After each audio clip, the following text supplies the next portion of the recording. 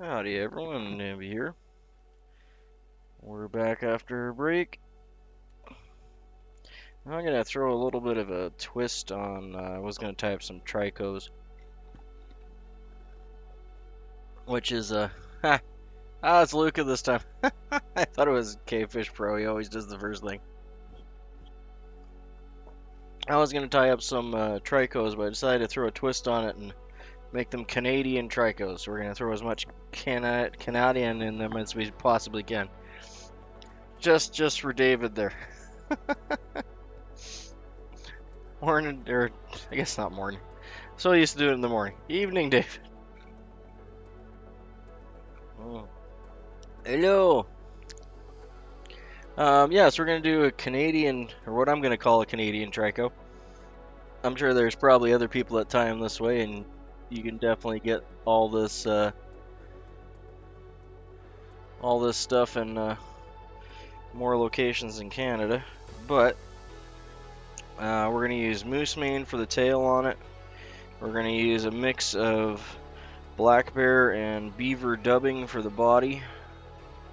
It's gonna have Canada goose flat for the wings. There's our two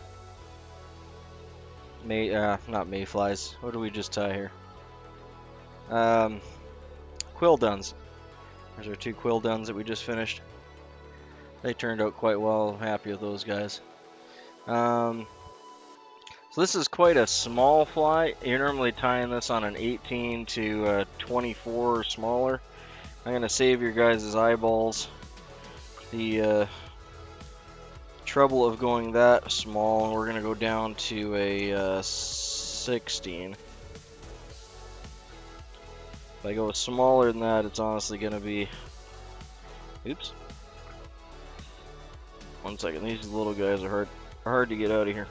If we go much smaller than that, it's gonna be really hard for my camera to focus in enough and not be just a tiny speck and blurry. So we're gonna go with 16. These are really small mayfly that come out in very large hatches.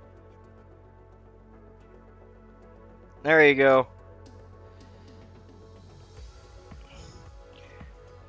Yeah, I see Luca all over the place. Yeah, I saw you in what's his name's tying channel the day when I was on my break there eating dinner. I was just lurking. I didn't say hi or anything, but had my mouth full of food. What's his name now? It starts with an R. Don't matter. You probably know who I'm talking about. He had a pretty rocking little stream going there. So we're just gonna start with, I'm gonna be using a smaller thread for this, being a smaller fly, but you could use a 8/0 just fine. I've tied it many times in 8/0. In this case, I'm gonna be using a 12/0 nano silk from Semperfly. I've been enjoying tying with this thread for these little guys. The only downside to the nano silk is it is a GSP, so it's super slippy, and it doesn't dub as well as I would like it to, but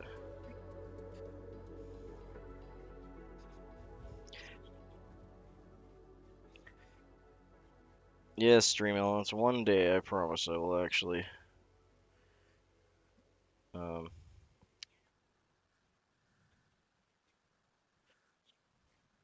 so wait. Yeah, feel free to bounce around.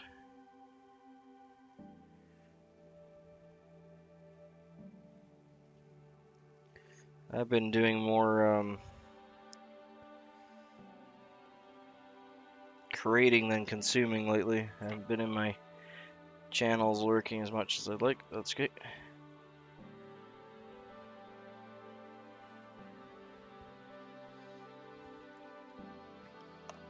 Okay, so the first things first, we're going to tie in our tail, and our tail is going to be moose mane. You have to dig through your moose mane and find the white ones. Ugh. There's a big old chunk of moose mane. Really huge, long one. This one is excellent for doing like quill mane bodies and such. I'm not sure how well it's going to show through the bag, but you can see. See if I can get an angle. We're not going to get too much glare. But you can see there's. Yeah, you definitely want to use some wax or something tacky on it. But you can see there's a handful of white ones that come through every once in a while, and of course the older moose, which this one is, has more white in it, just like us. So you want to pick out a few white ones, and I've already done that to save some time.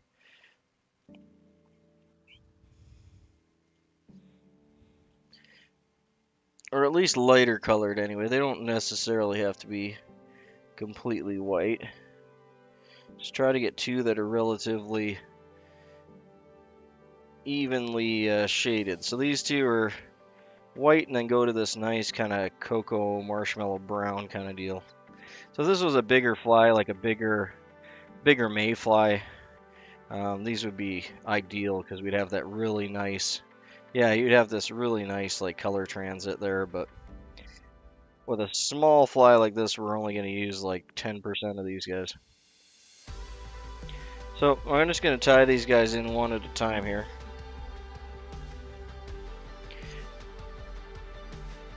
Most of the time, if your moose mane will have a bit of a natural curve to it, not a lot, but a little bit. Thank you. It is a really cool moose. One of my here. Let me show you something, David. You'd probably like this. You're a man of the earth. So, native friend of mine tanned this one, and when he was tanning it, a leaf fell on it, and the leaf is still stuck to the hide there. See? Isn't that cool? So when the hide was wet, and then it dried differently where the leaf was, because of course it kept the moisture on it, so it didn't solidify and dry as nice there. But I think that's really cool. The fact it's got a big leaf stuck in the hide when they tanned it. I think it's cool anyway. Not gonna find that in your fly shop, that's for sure. Oop. Don't drop the material, Nimby. Okay. Yeah, I really do. I'm really lucky. Okay, so these guys actually have quite a long tail for their size. So we're gonna go with 1, 2, so almost 2 body lengths, but not quite.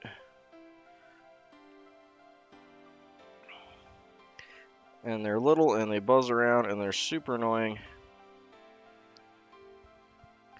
And of course I had to save the tiny flies for the end of the night when my eyeballs are suffering. But we'll get through it.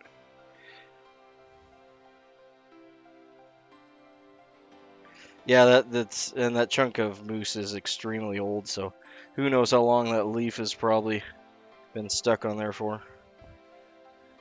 Hey PNW, good to have you in, mate. I'm sorry I didn't say hi to you in the chat the other day. I'm really bad for that. You'll have to forgive me. That is one of my faults. Okay, I'm just gonna add a couple thread wraps here before I put this one on. We're gonna have to separate this.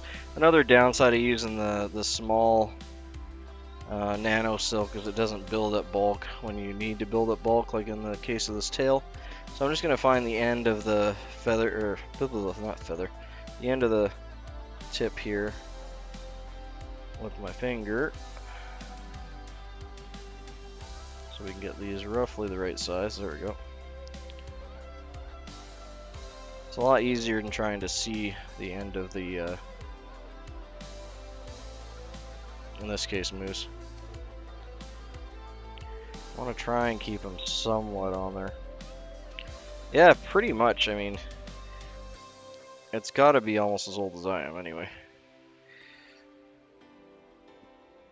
I just think that's cool. Like, obviously, some guy tanned that in his back of his property after he was, preparing the moose for his family and cutting it up for the local fly tires.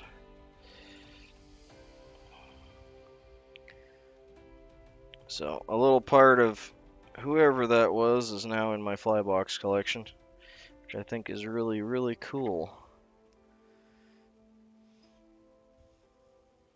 And since these are so small, I mean, if you're doing some basically like quill bodies, which we did earlier, the fly before this was a quill body, you can totally save these. I dumped up my water, but you can totally save these ends, which I probably will do. I'll just throw them back in the bag and I'll grab them out.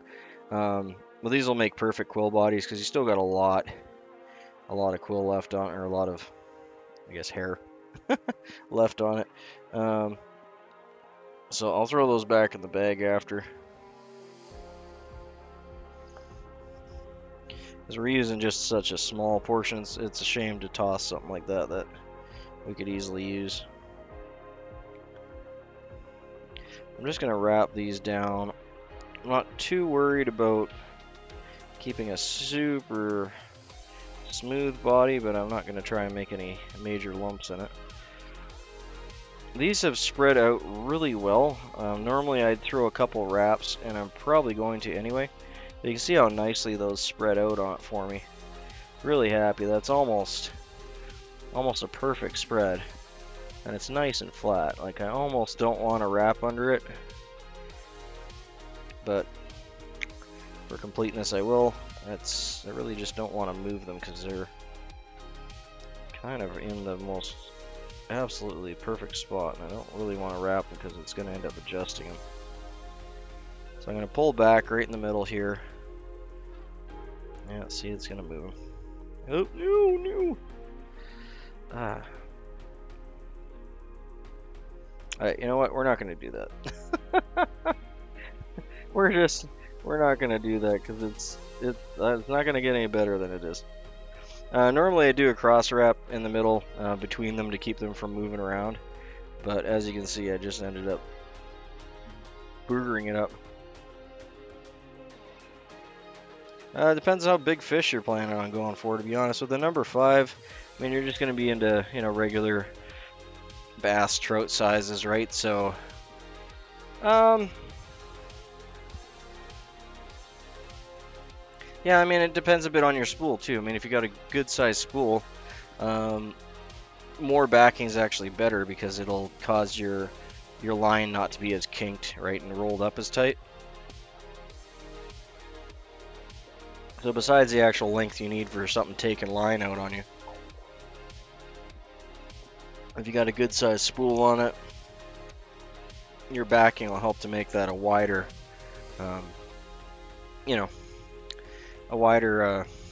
spool. It'll add girth to it, right? And that'll cause your line to be closer to the edge of the reel, which will give you a larger spool, which will cause less memory in your line. So if you don't put very much backing on, the end of what you're going to be throwing out there, if you're throwing long loops, is going to be super tightly coiled. So you'll end up with like a memory to it, so it won't really lay straight, and it won't be kinked. It'll just be almost like a wavy pattern to it, and it'll cause you all sorts of problems with your loop, especially if you got cheaper line. Okay, so we're gonna back this up actually just a little bit. 2 wraps on it. And I'm going to definitely throw just a little bit of rosin on the top here to grip. And then we'll get the wax on it. So what we're going to be doing for this, and this is going to take me a minute. I probably should have started doing this a minute ago, but I did get it out, and we'll have enough for a couple flies. If I can find it. There we go. Okay. So I got some black bear underfur here, and this is a little bit of beaver, and then just a little bit of muskrat there. This side here, it's a little bit grayer. That's kind of the brown side of the like the shoulder area of the muskrat has this nice kind of brown texture to it. So we got muskrat, beaver, bear. And we're going to strip that and mix this all together. This is going to take me a minute, so hopefully this won't bore you guys, but I do like to hand mix my dubbing. Gives it a more buggy look, and we're going to have enough dubbing here for a good amount of these, probably more than I'm gonna need tonight, but that's fine. So basically what I'm doing is I'm pushing it back together and then using my fingernails and pulling it apart. Congratulations, cat.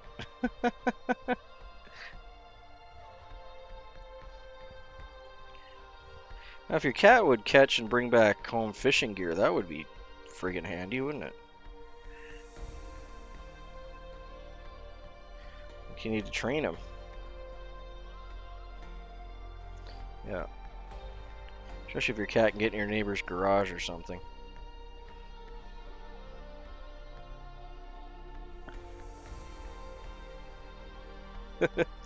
Let's see. It is Lucas, so who knows what his cat is up to. So what we're trying to accomplish here by mixing all three of these together is the Trico's original dubbing is a very dark, well, not quite black, like a very dark gray wool. So it would be almost like a natural wool with a light, sometimes they'll add like a light black, you know, dye to it, but not like a dark, thoroughly black wool dye. So just a really dark natural wool is what's normally tied in for these Tricos. They're almost like, you got a lizard? Oh, jeez. Oh yeah, we're almost there. We are almost there. It really doesn't take too long to get this mixed up fairly well. Main thing you're trying to do is bust open the larger lumps and mixing those in with everything else. You can do this with a carding brush too. I find that it's just almost as much work to try and get it out of the carding brush after. Oop.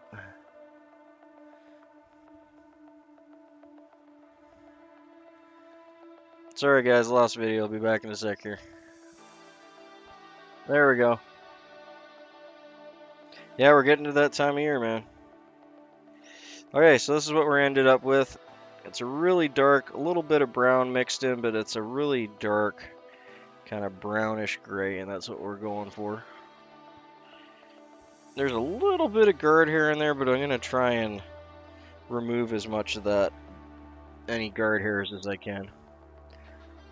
I did lose video for a bit though. I'm good, right guys? You can see me again? I'm not sure if you saw me lose video or not. I'm just gonna bring mine back up and see how we're doing.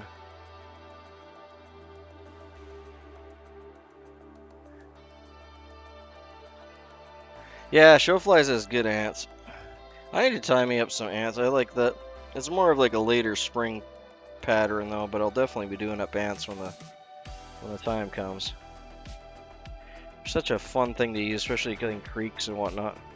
Okay, good deal. Just wanted to make sure. I'm not sure why my camera shut off. It doesn't normally do that. But it is getting older, so I won't 100% fault it. Now this is a really small fly, so I'm probably dubbing like way more than I need on there. You can tie in your wings before this, and I probably should have, but I'm just going to dub the body up to the thorax first and then do the wings.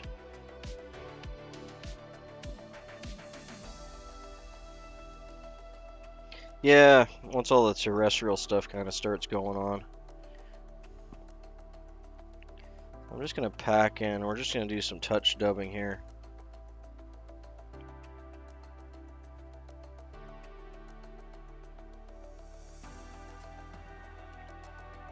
Morning, night for me anyway. Morning for you, I guess.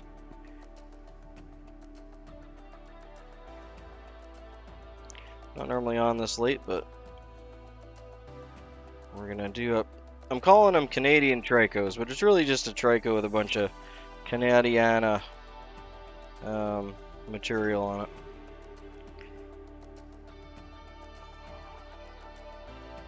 Like the beaver and the black bear and the Canada goose.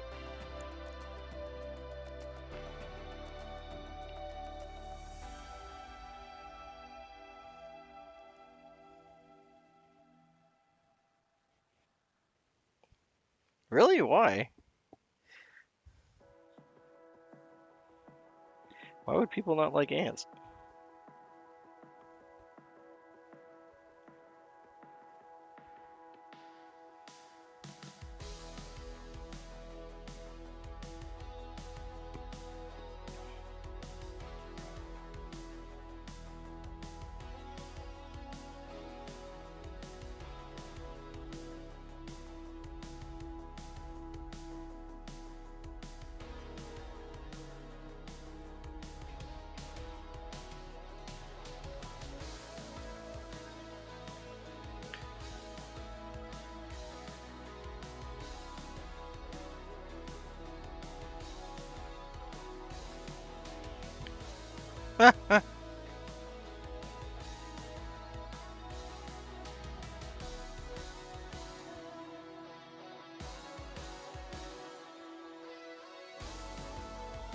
Yeah, I probably got way more than enough. I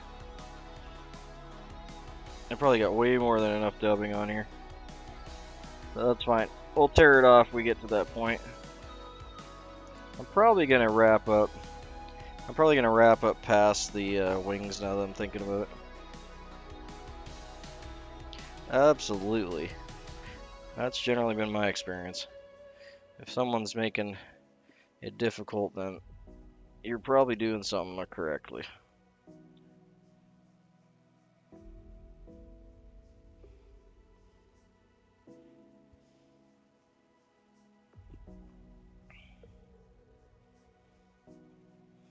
Yeah, wow. Okay.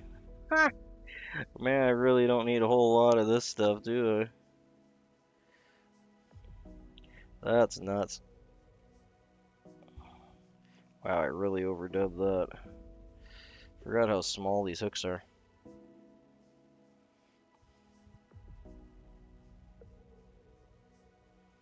Come on off. There we go. That's fine. We'll save that for the next one. I had enough for like 3 flies on that guy.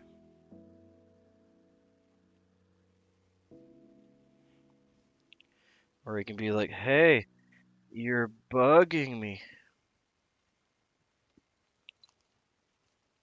Alright, so our next part is going to be a turkey flat. It's traditionally a white turkey flat, but I'm going to use a Canadian goose flat. This one looks really good. Yeah, it's tiny. It's a 18.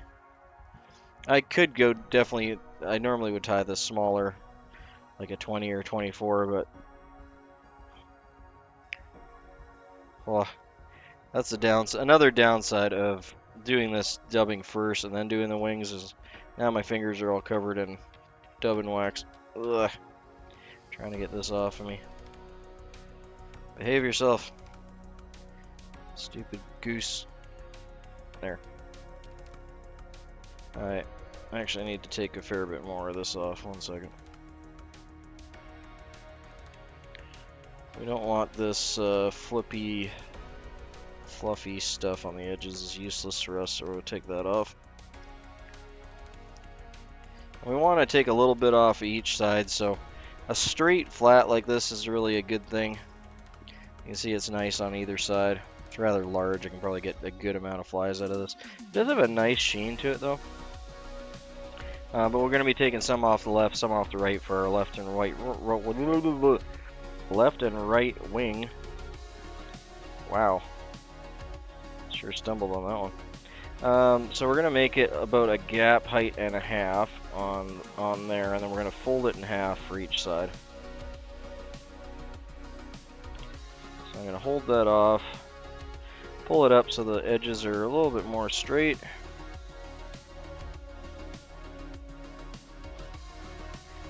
There we go. Yeah, that's exactly what's happening to me right now. Another reason, I always know like there's these reasons why I do things in a certain order and then I don't do them in that order and it's like, oh, I'll be fine. And then it's like, oh yeah, right, there's wax all over my fingers now.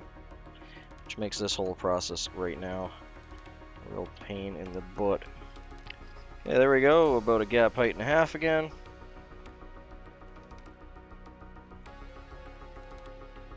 give or take. It might be a little bit wider on this one, but that's fine. We're going to fold it anyway. Same thing, grab it, grab all the fibers, and just pop it off. And we'll save you for the next couple.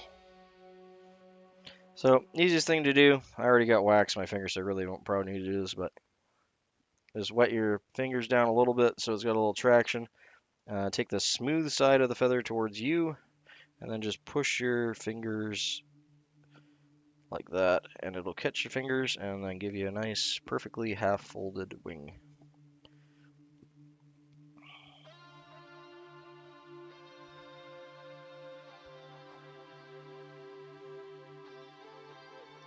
And the goose works really well, same with turkey. I actually prefer the goose as far as how it ties in.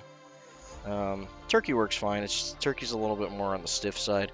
So the turkey works a little better if you're working on a little bit larger flies, where the goose is a lot softer. Okay, and the same thing, we're just going to do this. It'll grab that moisture and bend down. And then we'll just line it up. Pop, and then right in half like that.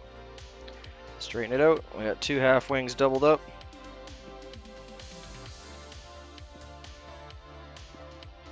Now, not only are the doubled up wings going to give us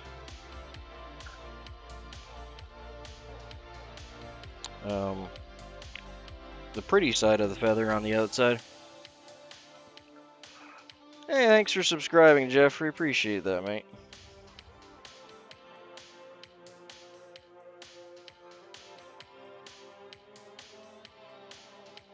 Anyone who's enjoying it, feel free to drop a like and a subscribe. We're here almost every day.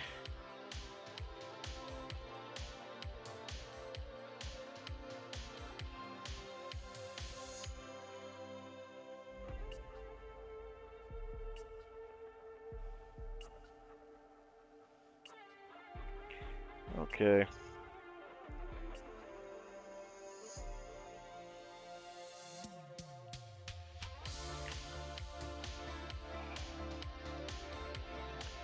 Try not to damage these guys. Alright, what I want to do is have them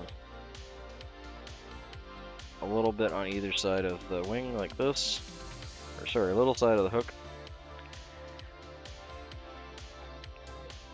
I'll straighten out this one here, got kind of stuck to my finger and broke a bit, but we're going to attempt to fix that after.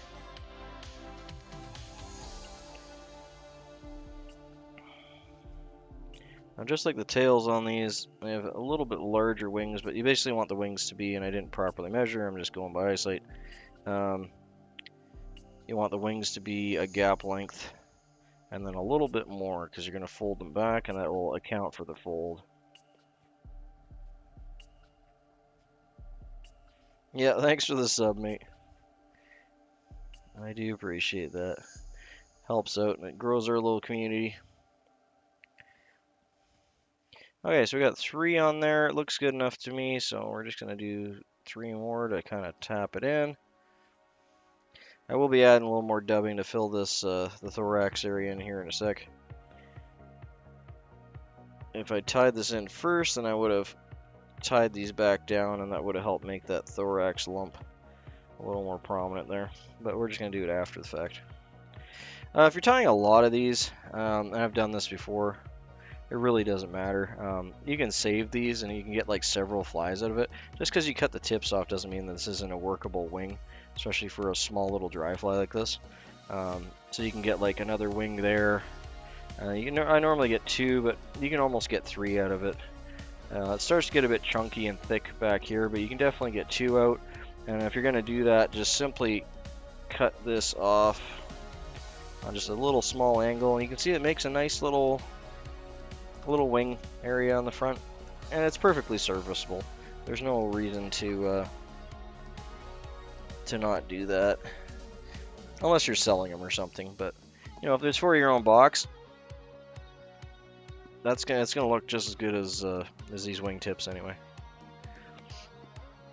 Alright, so I'm gonna grab these just gently and kind of rock them back more than folding them back, and then about 3 wraps right behind them, just to pin them back, and then a little bit more make a thread dam, they should pop right up like that. There we go.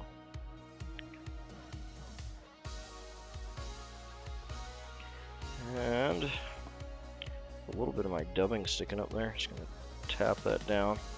We're gonna throw a little bit of dubbing over top of that now. Not a lot though, just a whiff. Then we'll get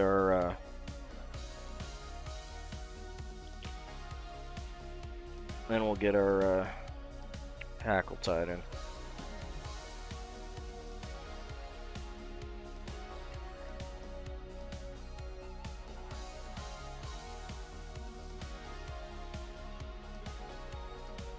There we are. So this is the other way to do it, is if you're not, then you want to put this dubbing in right behind there. And our first couple wraps will be on that. You can separate your wings up now, or you can do it after. Either one's fine. Or you don't even have to separate them at all if you don't want to.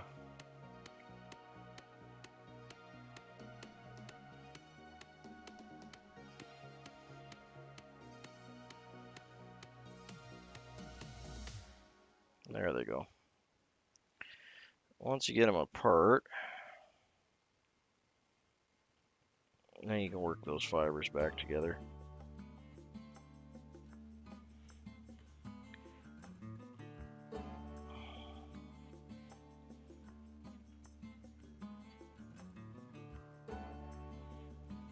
Yeah, the traditional Tricos have a white, or very light anyway, it doesn't have to necessarily be white, but a very light wing to them. The ones that we get up here are like little black gnats, and they're more on this darker side. Maybe because I'm so far up north, but I know the pictures I've seen of the ones that are down south and east are much lighter. Ours are more this kind of pale brown.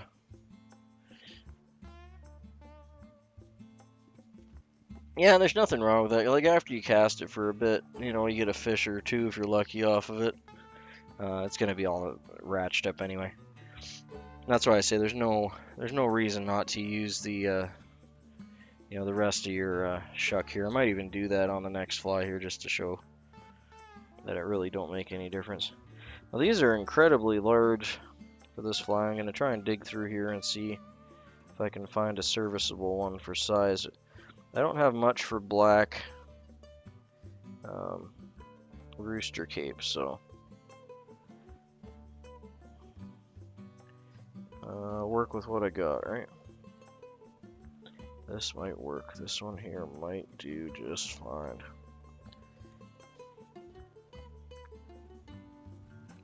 There we go.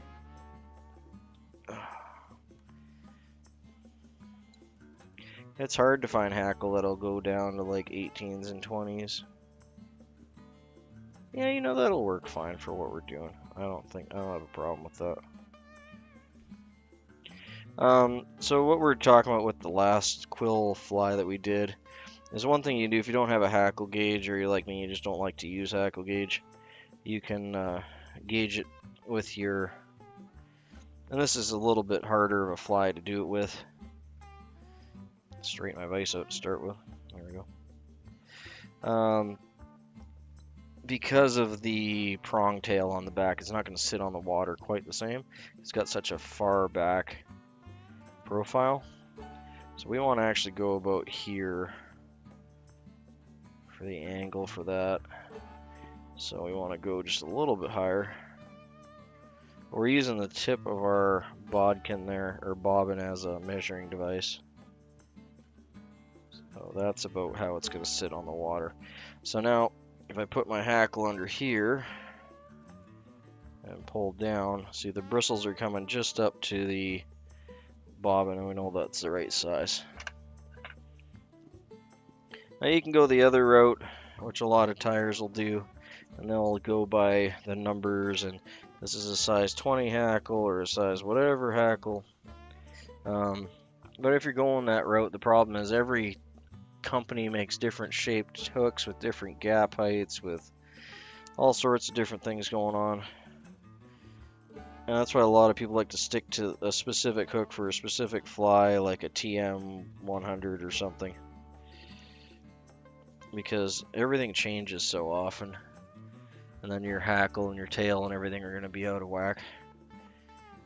But if you measure it yourself for each fly, and after you do a couple, you don't really have to, you kind of just know rough size that you're going for, then you won't have that problem.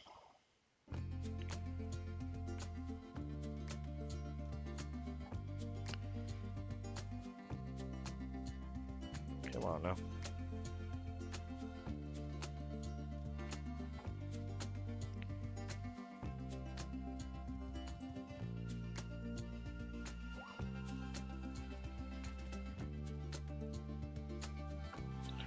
Got it. Alright.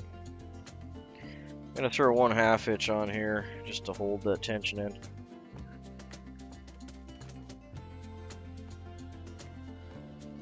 Yeah, exactly.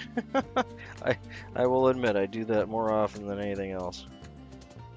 The only ones I really kind of measure a bit on, and again 90% of it is eyeball, is on these dry flies where I really want them to sit on the water and they don't really have a lot of other floatant on them. I would definitely not care for something like, say, a stimulator or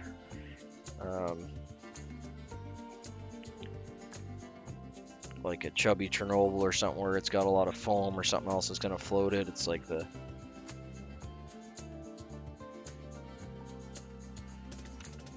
no, that's all good. I mean, like I said, there's no fly tying police, right?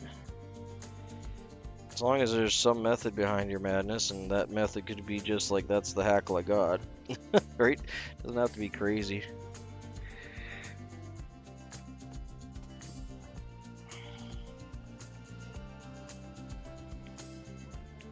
But yeah, hackle for these tiny guys is hard to come by.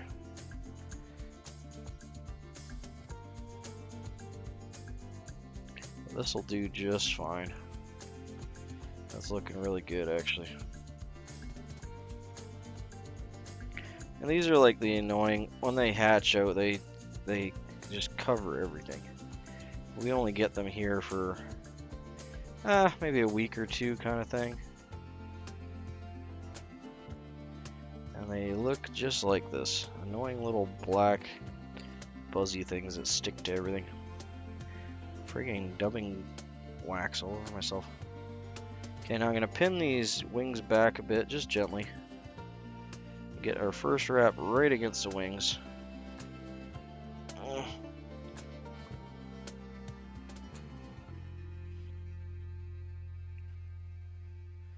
Yeah, and that's cool, because even if you have the right stuff, you generally have to improvise at some point, and that is an excellent skill to have.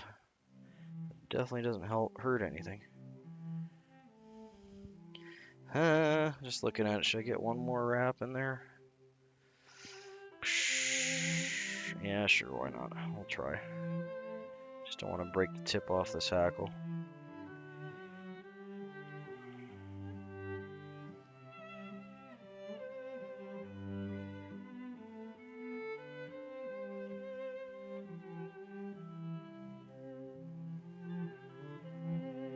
There.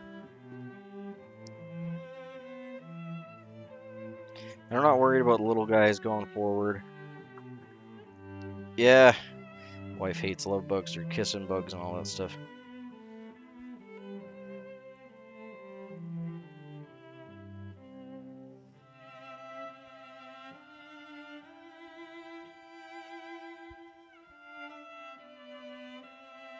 There we go. I'm not going to worry about those ones going forward because I'm just going to pin them back with a 1/2 hitch. And turn this guy up.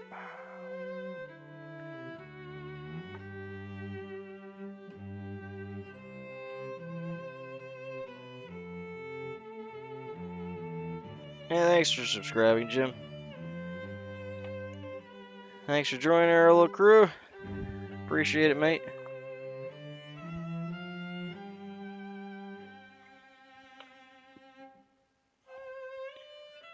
There we go. Got some Americana running for all my American friends.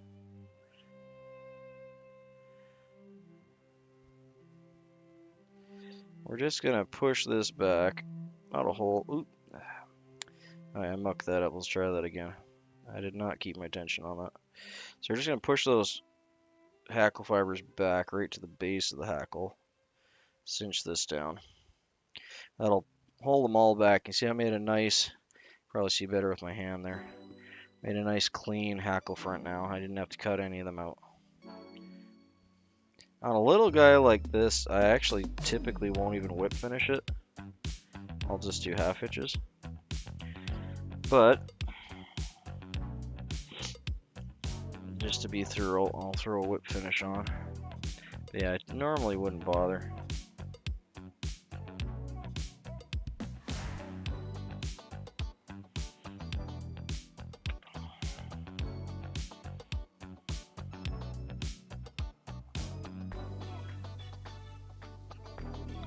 Just straightening out these wings a little bit here before we continue. Yeah, there we go. Well, that's what I'm going to call a Canadian Trico. Cute little mayfly.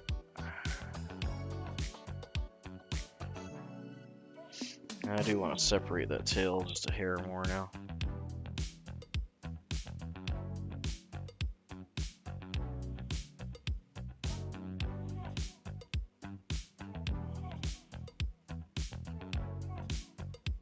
If I was tying it for my own box, which I guess I am, but if I was tying it to fish with on my own box, the tail fibers here I'd actually tie in 2 or 3 per side because they break off, you know, and it's fine to have a more tail than no tail at all. So I'll normally tie at least 2 or 3 on each side because they do break and fairly readily. Especially with the moose mane. If you're using the paintbrush bristles or the actual fibbits, which I have some here, these guys, you can go and waste a bunch of money at the fly shop like we did here and get the actual synthetic fibbits. But honestly, these are just decent quality paintbrush bristles, so just go to the dollar store or art supply store, get a decent paintbrush, and you got enough probably to last you half a lifetime. Yeah, these things are like killer when they're. It doesn't have to necessarily be when they're hatching. Like they're just there's so many things that hatch that are around that size that they're gonna just nail it anyway.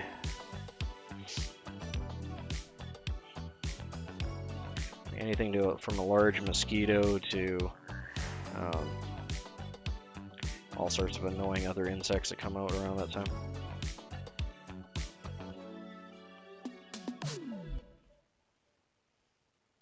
Looks like I trapped a couple fibers there, but it's okay, we're gonna go with it. That's why I generally just stick with the half hitches. Well, maybe they pop back. Okay, cool. I'm fine with that, they can do that. You don't see me using this bobbin too much. I generally save this for my synthetics, and you know, it was one of my mentor's old bobbins, so it's been really well used. You see, there's lots of glue and stuff on it, but it makes me happy to use it.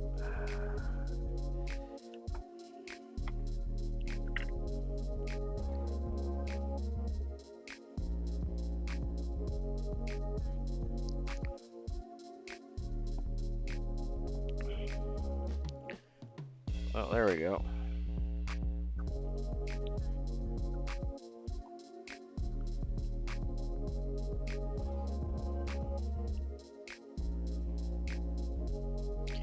Yeah, I'm happy with that little dude. There, his wings are all lined up nice. His tail's like perfectly lined up. I do need to separate. Keeps wanting to come back together. Maybe I really should have thrown some little line underneath it. But tail's almost perfect. That's a nice little tail. It didn't keep coming together. That was probably more my fault for trying to separate it in the first place. Should have just left it alone. But it's fine. Like I was saying, if you wanna, if you don't have moose, because moose can be a little hard to come by, just use. We're just having fun with this pattern. Just use some paintbrush fibers. If you don't have those, the other thing you can use is just regular quills, like a quill stem from whatever feathers you got around. That's white or light color, doesn't matter. Just try and get one that's not too thick. But a longer, like spay hackle quill feather will do the same thing. Oh, more tea. I'll do a little spin and spiel on that guy. Happy how he turned out.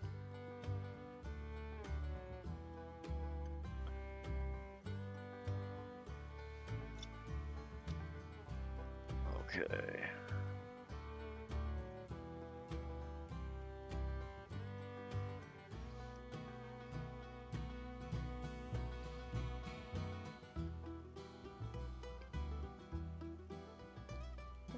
And the vise today we have a Trico. This is a brown. I'm going to call it the Canadian Trico.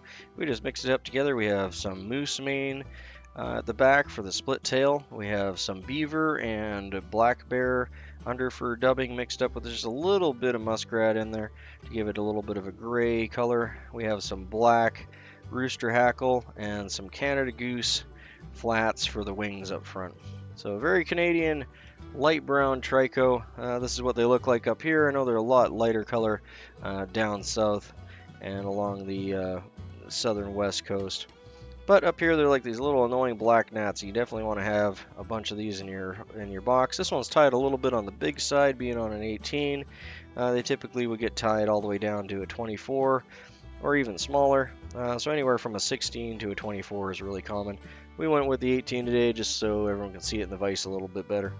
Wonderful little pattern. Should definitely have a bunch of these in your box in a different size ranges and color variations, especially for mid to early summer. Wonderful little pattern. Add a couple to your box, eh?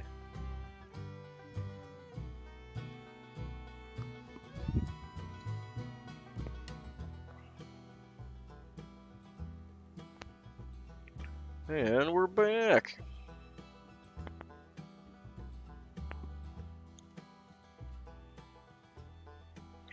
Okay, so I'll leave that dubbing there. We'll use that for our next couple flies here. But that mixed up pretty well. Aloha, David. Thanks for stopping in, mate. Always good to have you in. Hopefully you have a good night.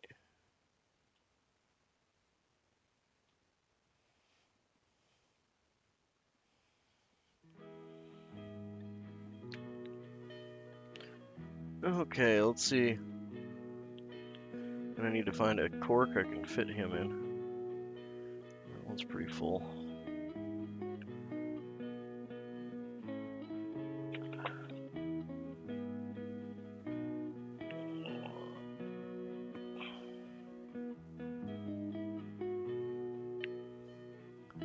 What are you caught on? Sorry, these guys are stuck together. I'm not sure why. Why are you stuck on? What's that all about?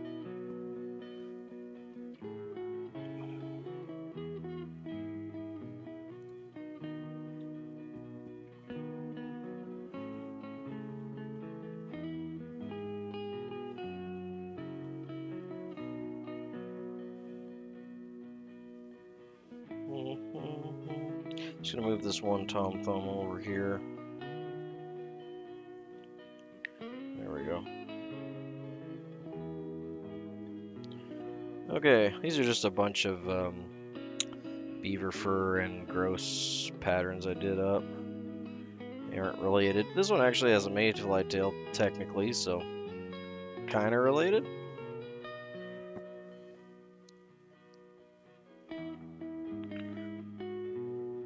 This is just a much smaller bug. There we go.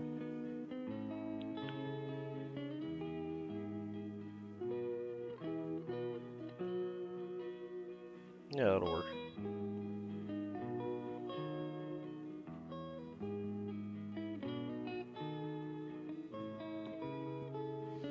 Okay, let's stick with that 18. I think that worked out pretty well.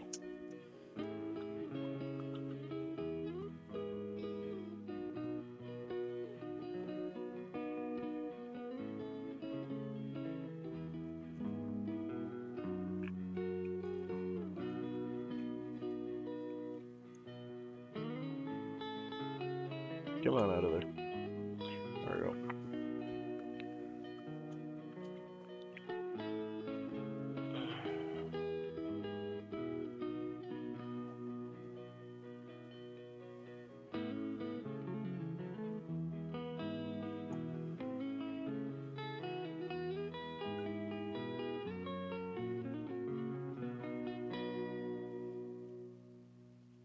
There.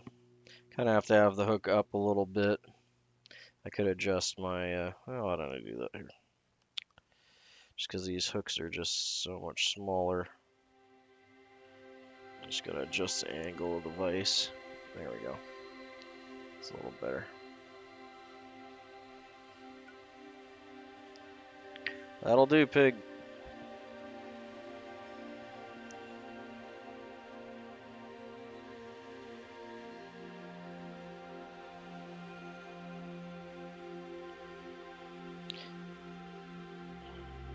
Yeah, this GSP is just ridiculously strong. And slick. Slip. I guess it is slip too. Slick. Man, like the lack of friction is just insane. When you're going from a nylon to this stuff. That's good. It works a treat for getting these little guys done. I will admit.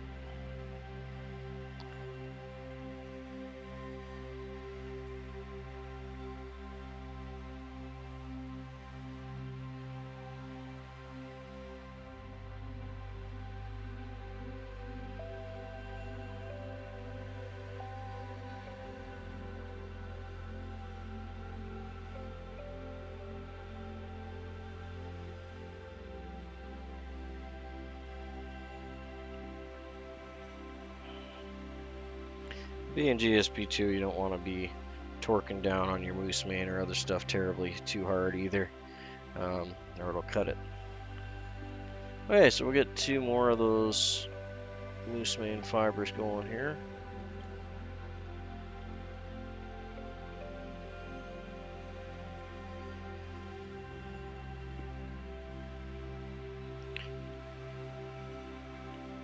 Sorry. This one's a little bit kinky. Let's see if I can straighten it out.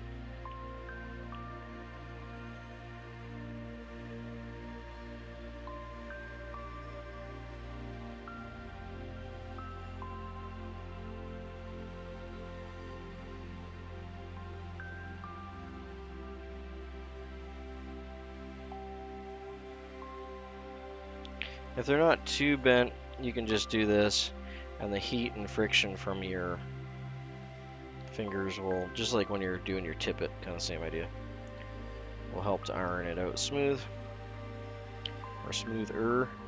And we got 2 nice cocoa brown moose mane quills. I'm gonna put one on the table here, and hopefully I won't lose it. And we'll get this one tied in first. And we're gonna put that natural slight curve off to my side. And again, we want to have it twice the length, so 1, 2, we'll tie it in right there.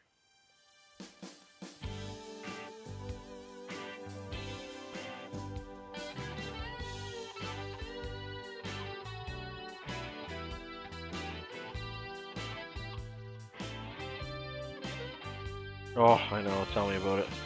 Definitely never happens on my lives though. It's not something I'm familiar with. I've heard it happening to other people though.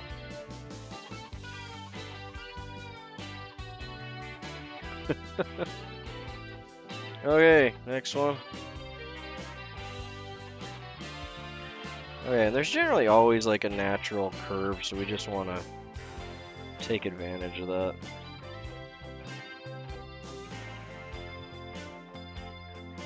In this case, it's a little bit much of a natural curve. Let's see if we can straighten that out a little bit.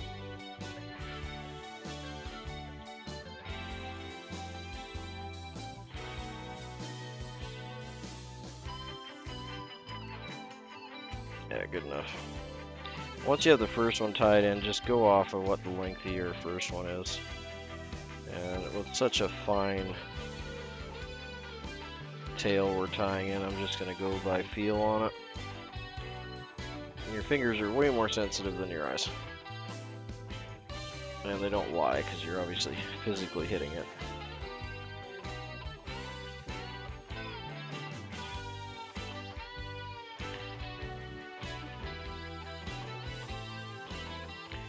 Now this time I'm going to try and separate these with some thread.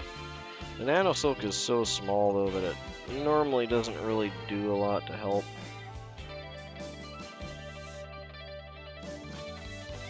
Exactly. That's what I'm going with.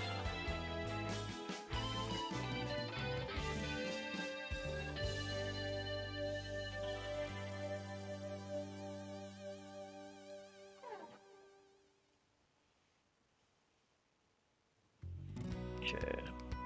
I'm just going to do this lightly to get it between the two. And then up and over. One wrap to secure that one. And then we're going to do the same thing, but underneath this one. There. And then 2 wraps to secure both of those. And that should stop them from wandering together as badly.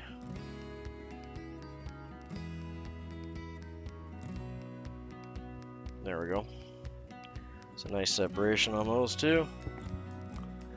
The one is sitting a little lower than the other, but actually it's not that bad. That's pretty good. I'm happy with that. We'll tie these all the way up. Cut them off. Come on, behave yourself now.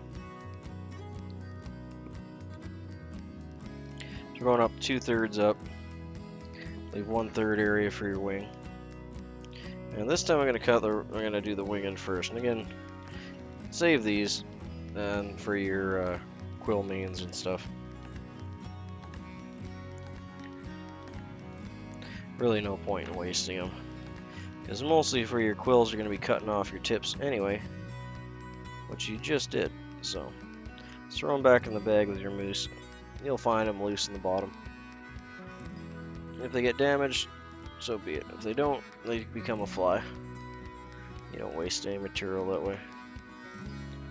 Okay. Just gonna thread base this a little bit. I really don't have to. I'm just gonna try and hide that white from the quill just slightly. It's gonna get all dubbed over anyway. Okay, so we're gonna go right here for the wing base. And we can tie the cutoff for the wing base. Oh, yeah, right. We were gonna reuse this here.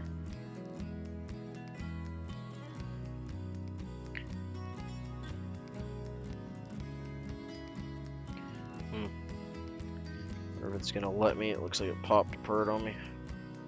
1 second.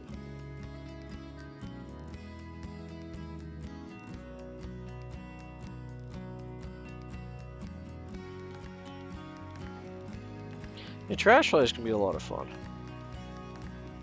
I mean, no hurting on classic flies, but there's nothing wrong with some sort of trash flies. Yeah, it kind of broke. We got one here. This is the back side of it. That's the front side.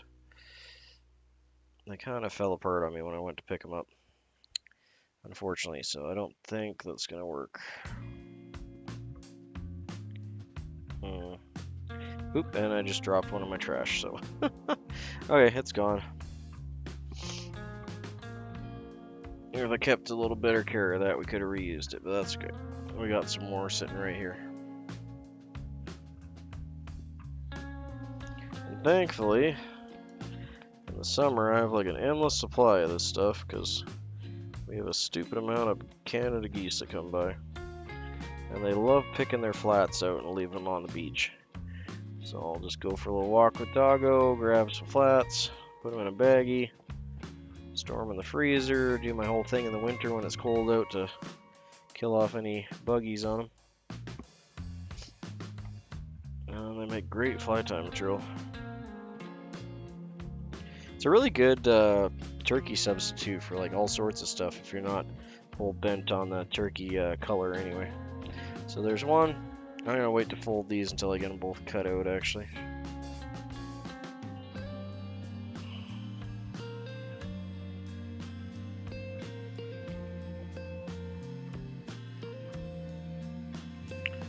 That's a little big, isn't it? Let's put that back together.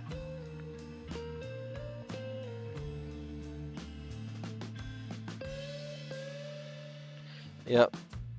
The Canadian flying cobra chicken.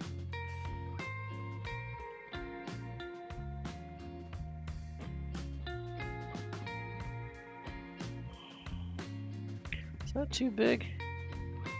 No, that's okay. Yeah, one and a half. Yeah, it's about 1.5. Alright, that's fine then. Yeah, I mean, I'll admit they're ballsy as all get out, and they're pretty dang intimidating when they get upset. They're not a small animal, that's for sure. And they hiss and they make all sorts of nasty noises, and they don't back down. They really don't like to back down. Yeah, there's one wing. Oh, it didn't fold quite as well as I would have liked it to, but it's good.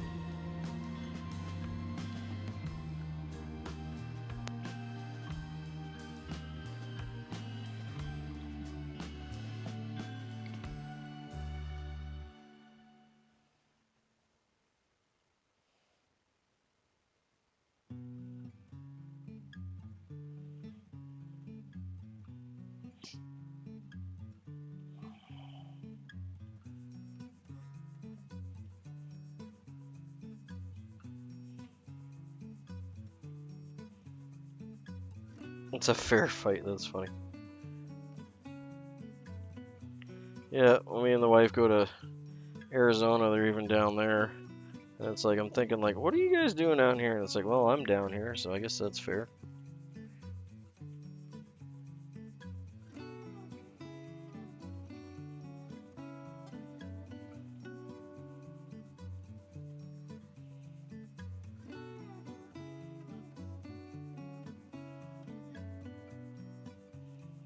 Alright, so there's our 2 wings together. Like I was saying, you don't even have to separate these if you really don't want to. They'll brush out as you're casting it and as it goes through the water. So after you tie them in, if they're stuck together, don't pay it too much mind.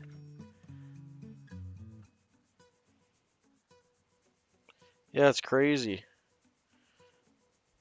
I'm like, dude, what are you guys doing down here? And it's like, well, I'm down here, so I guess you guys have a right to be down here. It's funny because he's like, you see him up here, you know, thinking Canadian, all that stuff, and little cheaters are spending their vacation in the States.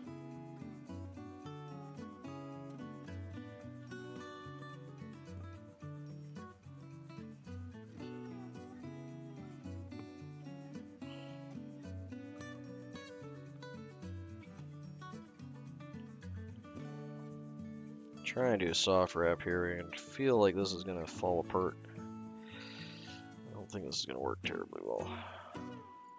Already kind of went sideways on me.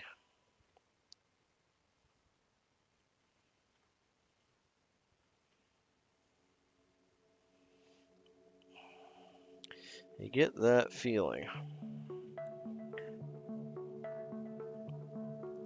Kind of just broke apart on me. I don't know if I put too much tension on it or what happened there, but we'll see if it'll stick back together.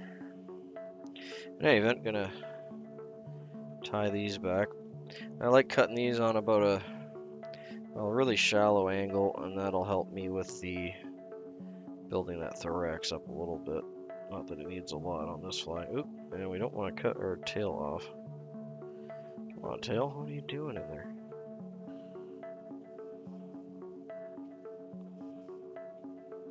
That would have been bad, eh?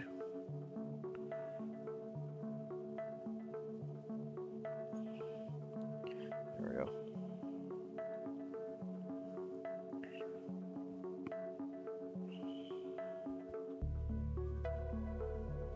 Just gonna tightly wrap that back. Give us a little bit more taper there, but I do like to generally build my taper up with my dubbing anyway. Okay, I'm gonna lift these up, do our thread down behind it.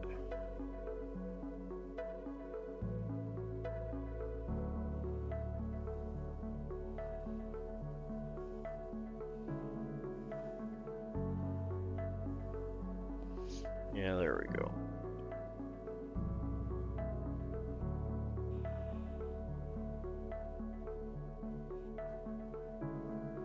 Oh yeah, it is. Well, at least it is here. I don't know about there.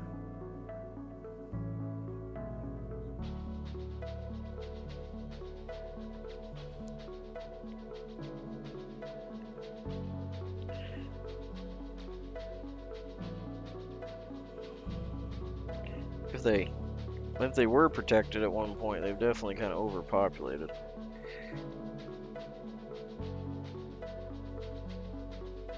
But yeah, I do know quite a few people hunt them here.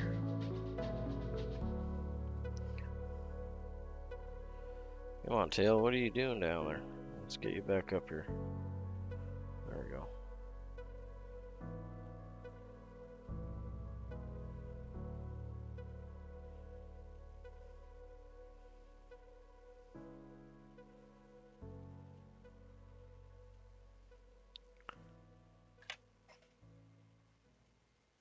This side's doing okay. The other side's kind of just doing whatever it wants to.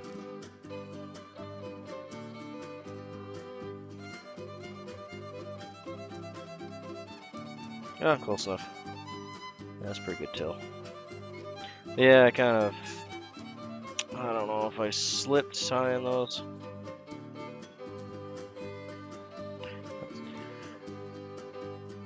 That's true. It's probably legal for them to eat you, so it should be the other way around.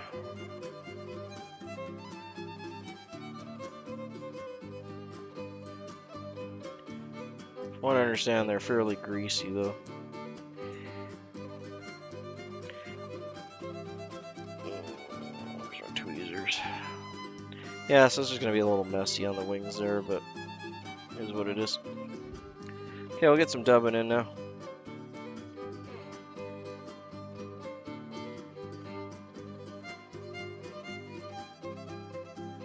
Oh no. Man, did I ever just torque on that. No. That was like the opposite of what I was trying to do. Man. Oh. I do too, I just wish they'd behave for me a little better.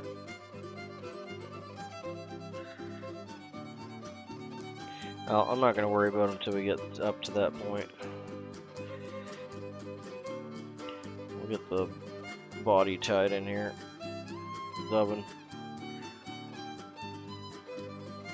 I always liked a messier wing, to be honest. Like, it makes me happy to tie like a nice perfect white quill wing on, say, like a coachman or whatever.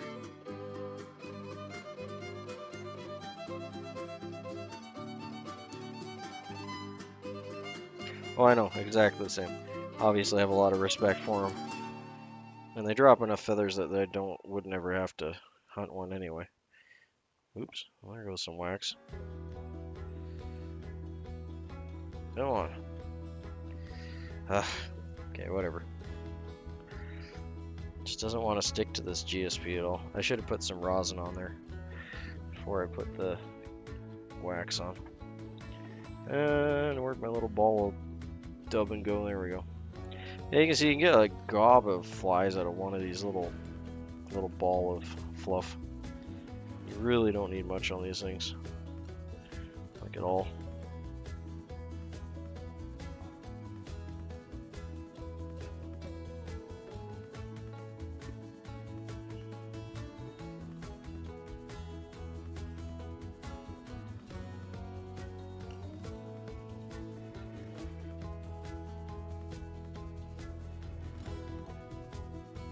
That's probably enough right there.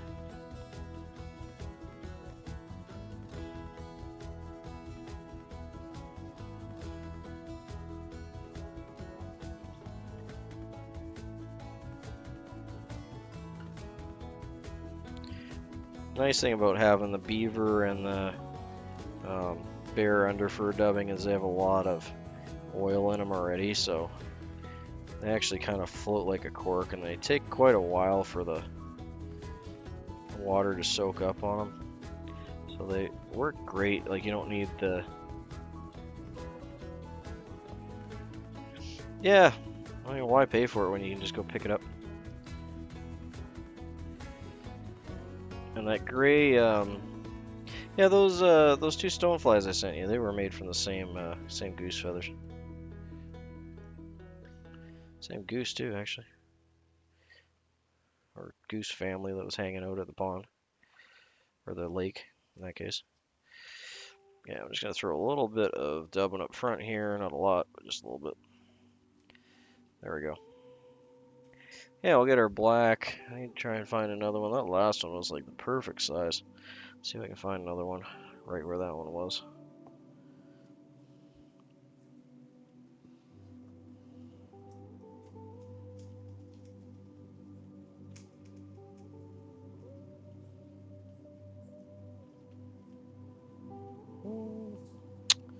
You might work.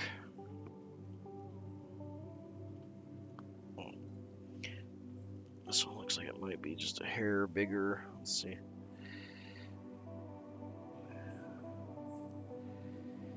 Yeah, I think you might work though. Let's see. Yeah, you're still smaller than the wings, so won't call you good. Yeah, I appreciate that. I was happy to send them out to you.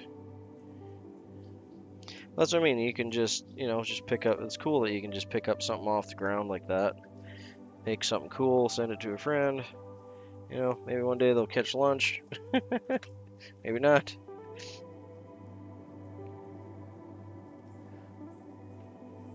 I think that's one really cool aspect of this hobby is you can literally just make something from nothing.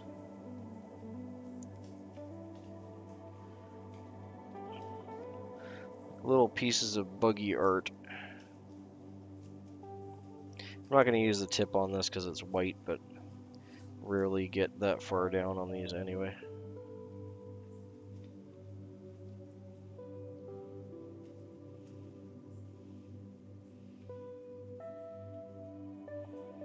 Okay, I'm just going to get at least 1 or 2 wraps behind the wing here if it'll let me.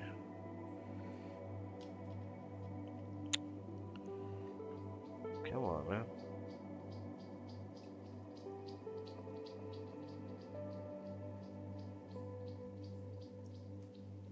Why is it doing that? Alright, let's try that again.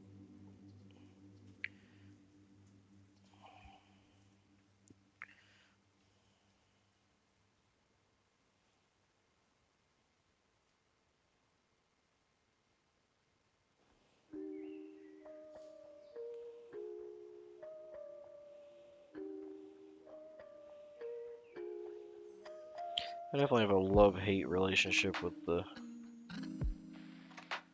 GS speed thread. Yeah, exactly. I love just random material junk. Makes me happy.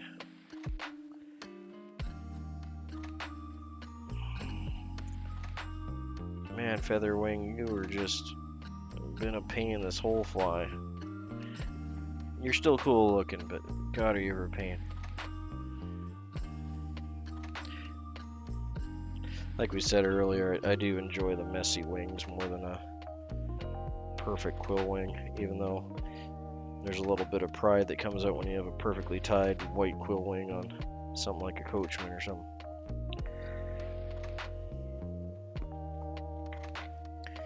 Okay, got like 2 wraps on that, just move it up a hair. Tie off. I'm gonna leave this pointing forward like that for now, and we'll pin it back when we get the hackle at that point. Yeah, I'll just go with little hackle pliers for now.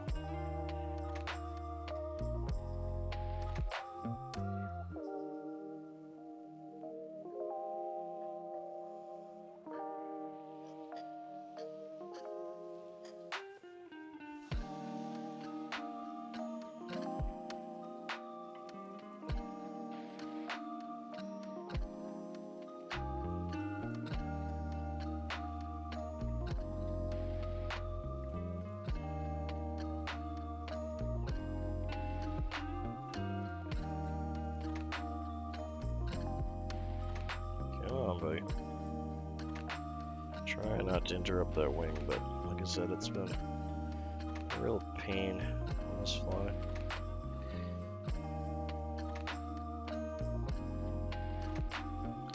Yeah, that's too much. Let's see if we can get a little tighter on this side.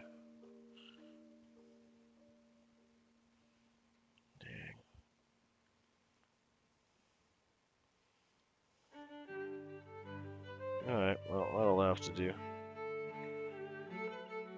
Pin these guys back. Get 2 wraps right in front of them. Hopefully hold them in place a little better.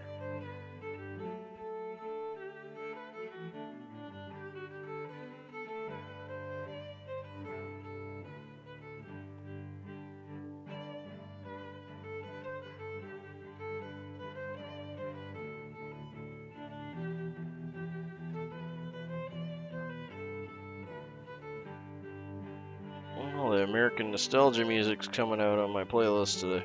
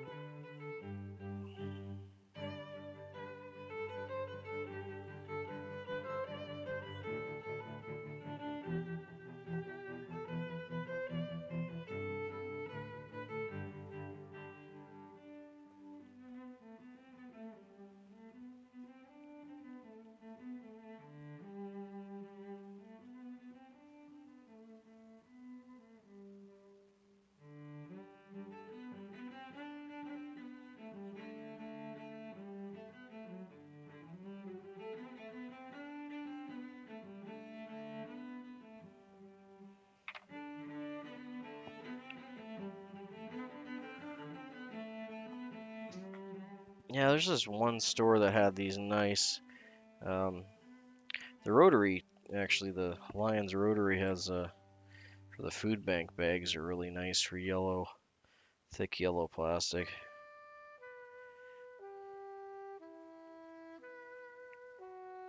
Yeah, certain companies have like the right colors for fly tying material, you know?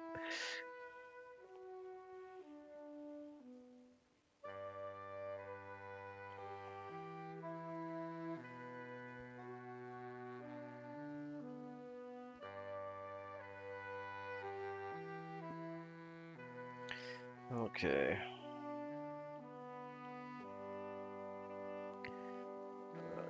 I'm gonna attempt to get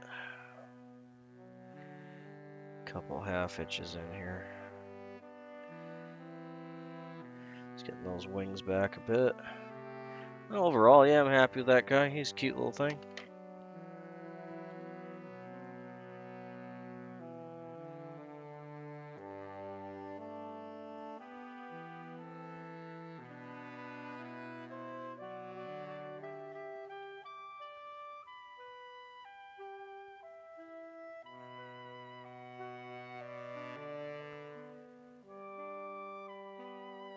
Sorry, Riverfront, I don't know what you're talking about there.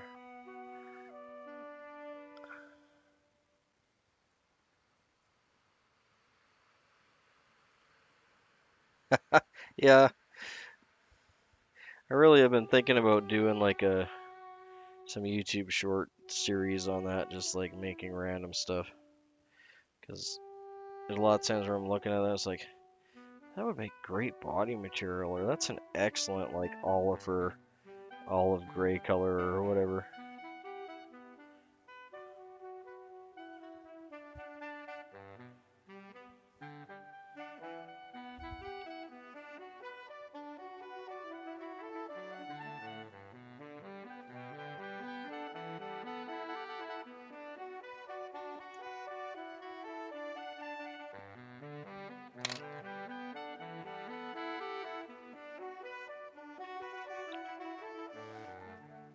Yeah, sir, Rivers, I don't know what you mean by the comment there. I might have missed something.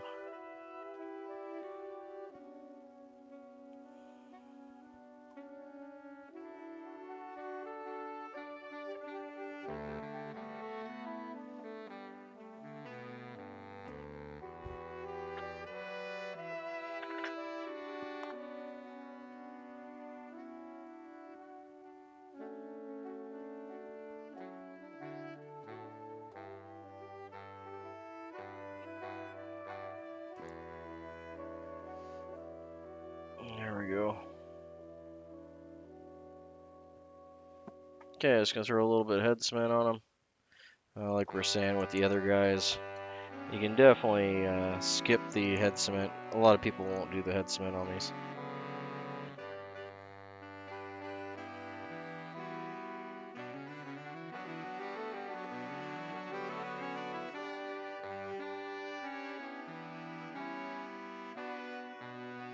You have a good chance of mucking the eye up or getting some in the hackle, but if you're gentle and she's a sparing amount, you don't need a whole lot to bind that down. Since the GSP is so slippy, I like to try and get just a whiff on there at least. There you go, nice split moose mane tail, beaver, black bear, and muskrat dubbing mixed up together, and some Canada goose turkey biots that I've completely destroyed, but they still look really cool though. Okay, we'll get that guy set up a little better in the vise. He's definitely poking down. There we go. A little more. That's a little better. Okay, I'll do our spin and spiel on that guy and try another.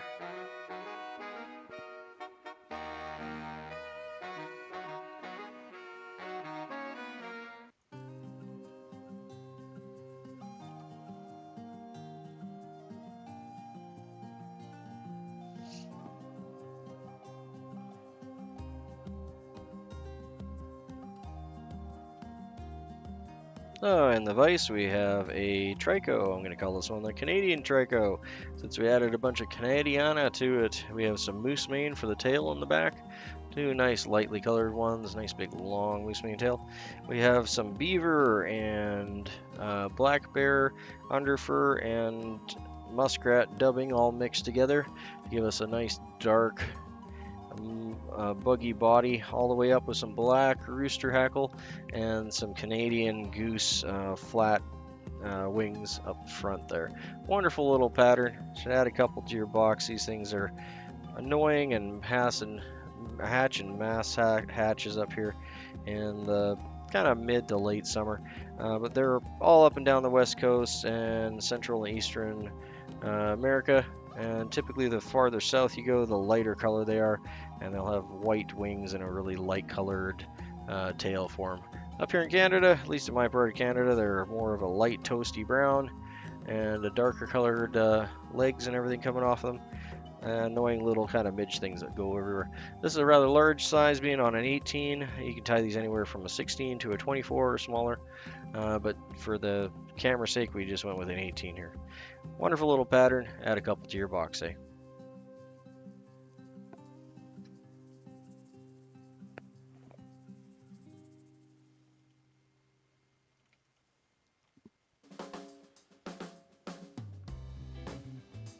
There we go.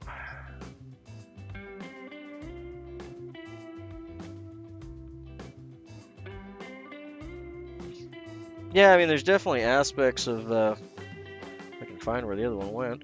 There we go. There's the other one.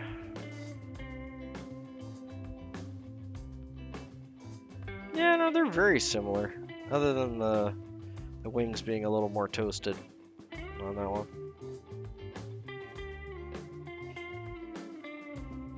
I like the slightly lighter color on the moose mane on the tail on this one. But other than that,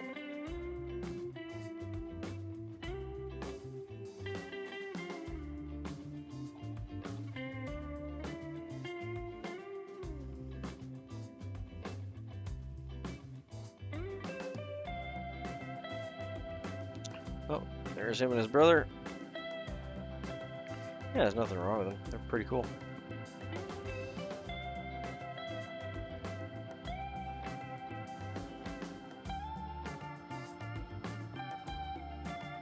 I'm gonna try a we're gonna go with the same thing except for the moose mane tail. I'm gonna do like a Trico style tail like we did for the last one.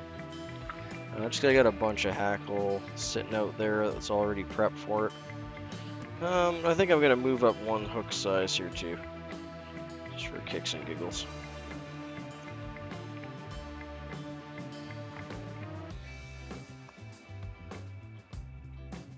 Sorry if I said Trico, I meant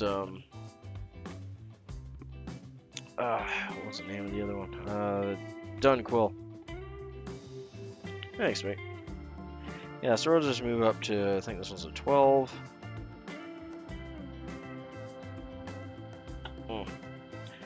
There we go. Well, let's adjust the camera now that we moved the hook position.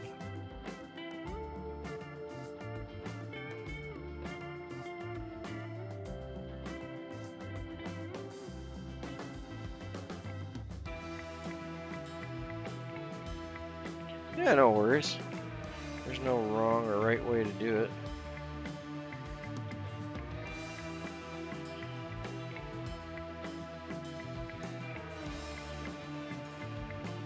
Nah, close enough. That's good enough.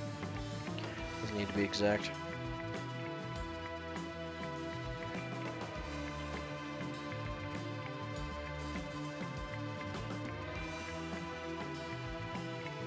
That's kind of what I'm doing here. I'm just going to play around with this one to use some of the material that I got.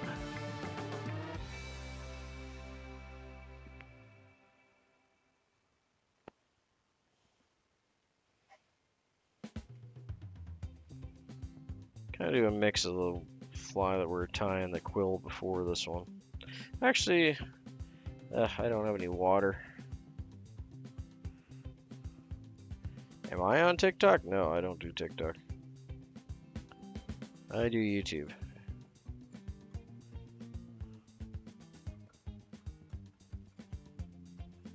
I do have an Instagram, but I don't post there anymore anyway. I used to post some of my flies there for a while. There's a really good fly and tying / bait making community on there, but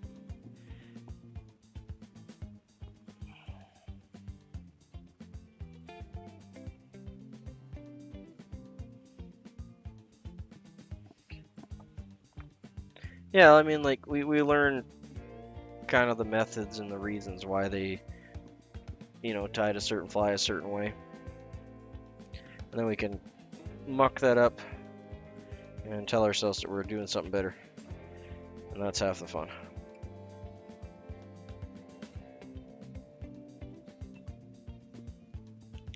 Okay, so I got all this hackle fiber in my tray here.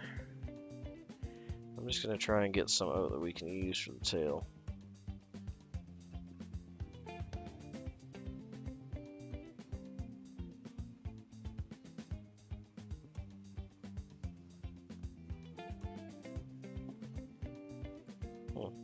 Actually, it doesn't look that bad.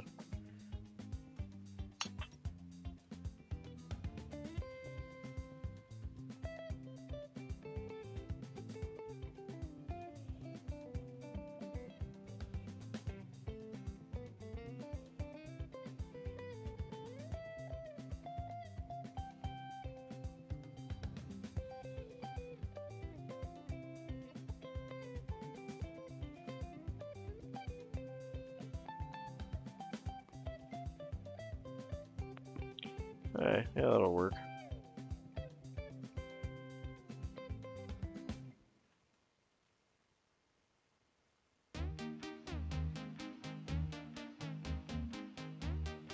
Okay, so we want to tie any tails that we're tying in like this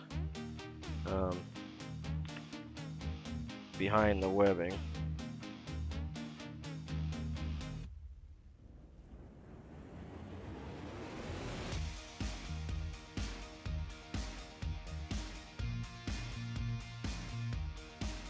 I'm just trying to separate this out a little bit because I have some longer fibers in here. I think I might just pull those out.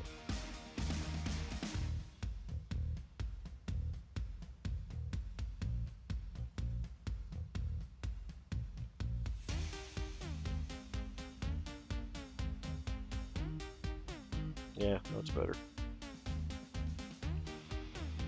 Sorry, I had to fuss with that for a bit. They're all just laying loose in there, so they're kind of all cattywampus. But they'll be good enough for what we're doing. Okay, so just gonna get that for full length of the body, for the shank, or for the tail length.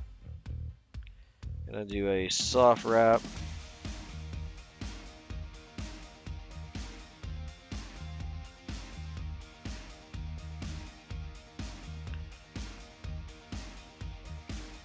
I don't think I've known riverfronts for all that long. Maybe, what, like 6 months or so?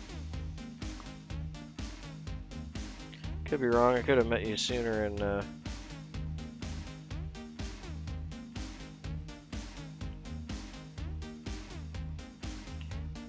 could have met you in Turner's group there earlier, possibly.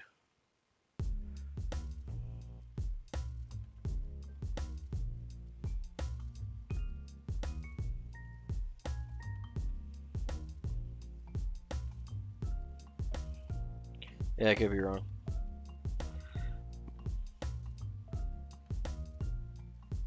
That is just not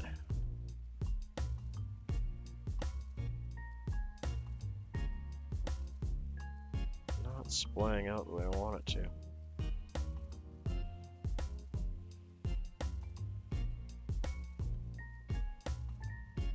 Come on now.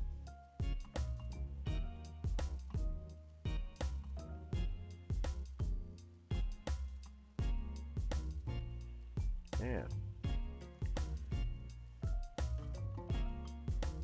There, that's a little better.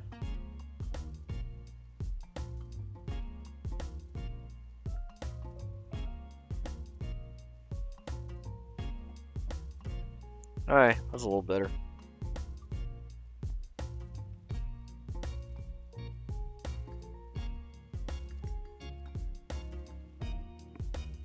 Get rid of all that waste material up front. Yuck.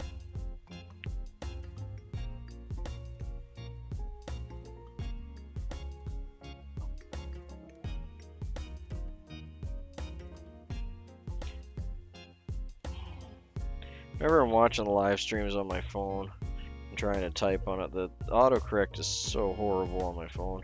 It gives me all sorts of stuff, and it's like, that wasn't even close to what I put in.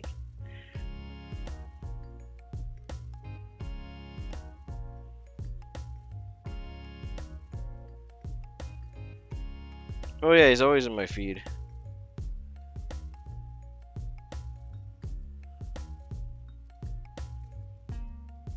The feed will be really weird like that though. Like I'll get someone for a while, and then they'll just like disappear, and I know they're still posting. I'll have to like physically go back to their channel and check it out.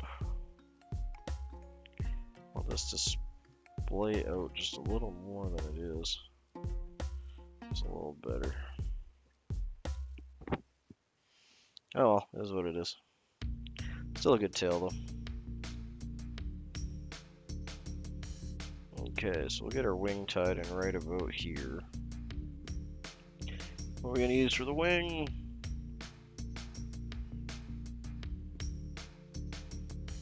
I can't see my turkey flat. Where did you go, turkey flat?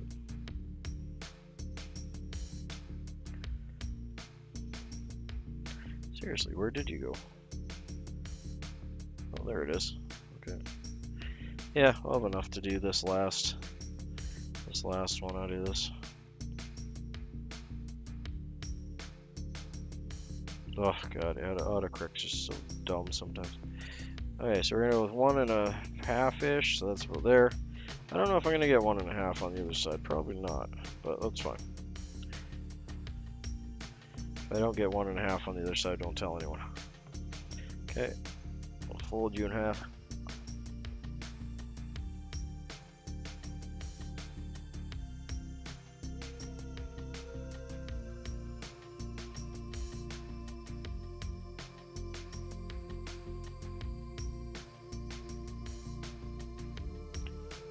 Yay.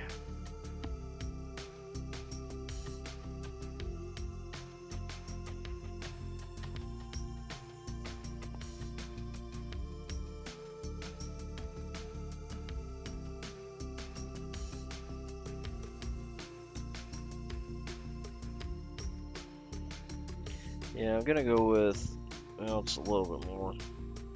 The top one's a little too short. I'll have to make that work. That'll be fine.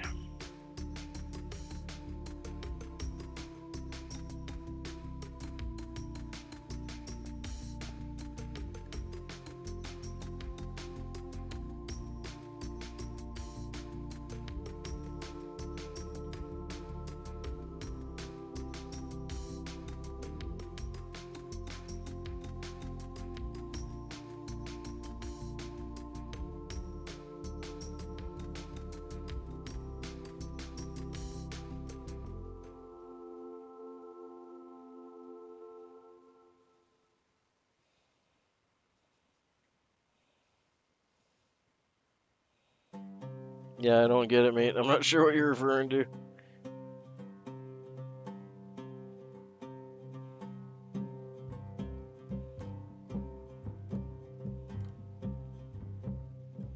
No understand you.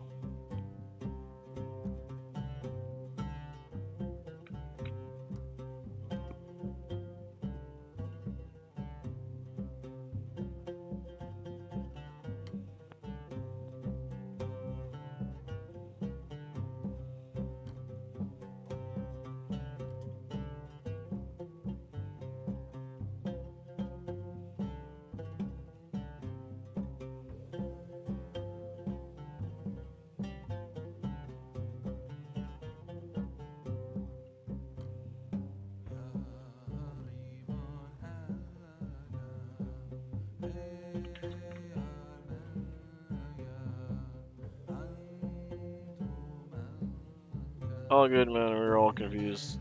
No big deal.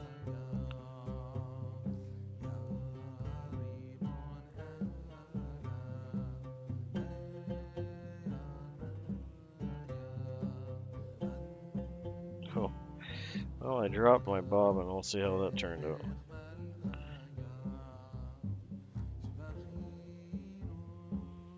Oh, don't we all? I'm doing that all the time.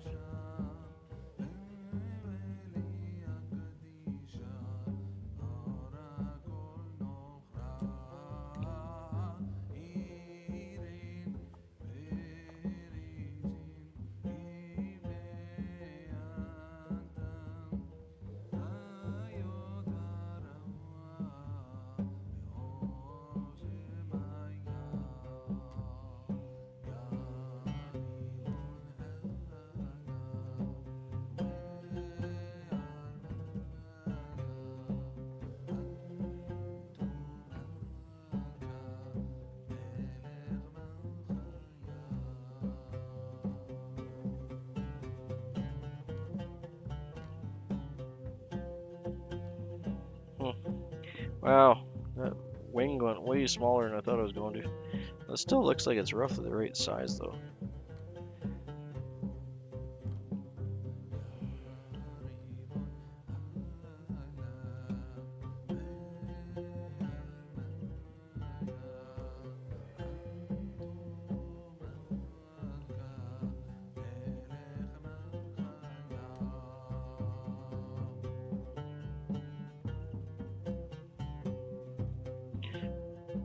That's what I'm attempting to do. Come on, there we go.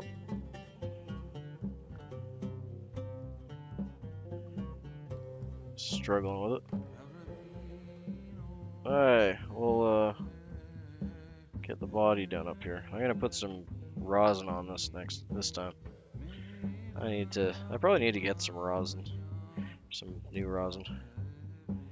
This stuff's just old. Like extremely old. It's older than I am. It shows you how long one block of rosin will last you, like tens of thousands of flies. You only need to buy one for your lifetime.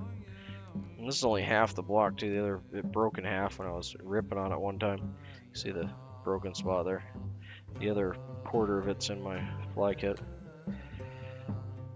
But I've used it for, God, I don't know, countless flies. You can see all the little marks that I've slowly chipped away at with the thread on the wax, but it really doesn't use much, like, at all.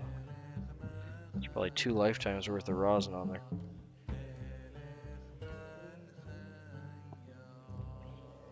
Either case.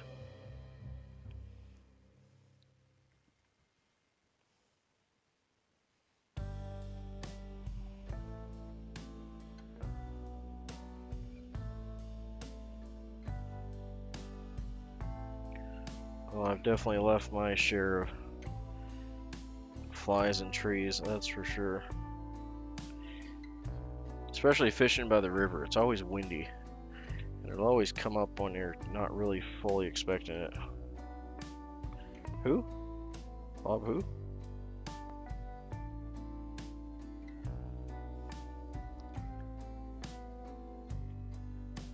No, I did not. Is that someone I'm supposed to know? I'm sorry, I'm not very good with names.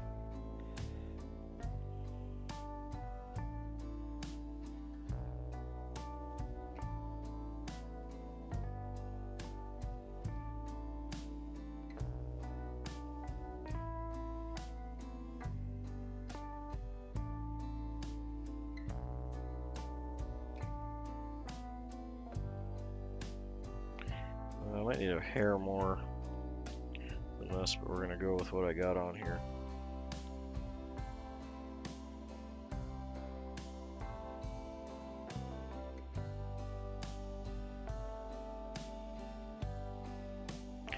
Oh, I'm sorry, man. I don't know.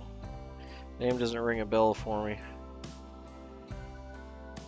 Was he part of the community or fly tire? Or...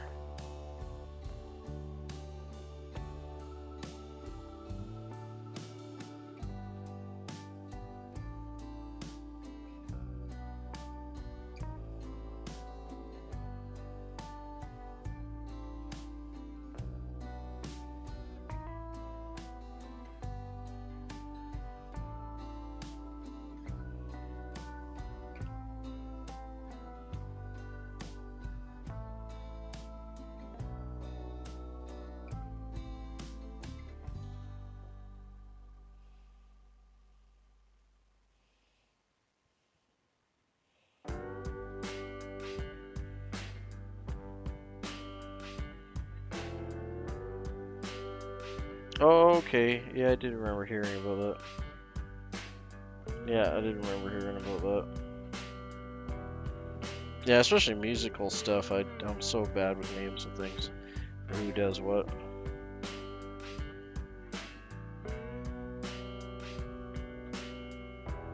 Well, either way, that's too bad, mate.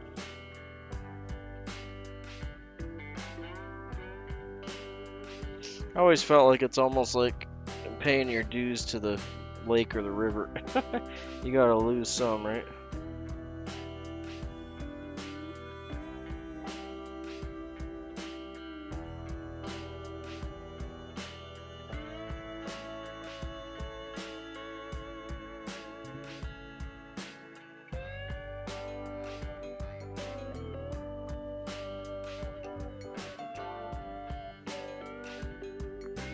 There we go.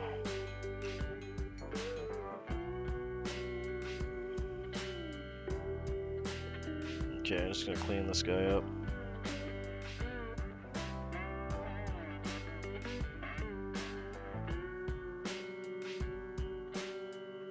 We went up a size in fly, so I tried to go up a size in hackle, but we'll see.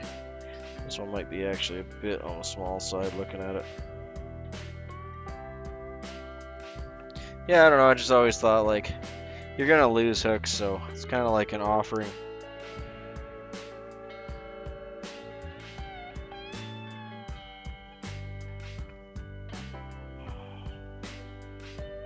Right?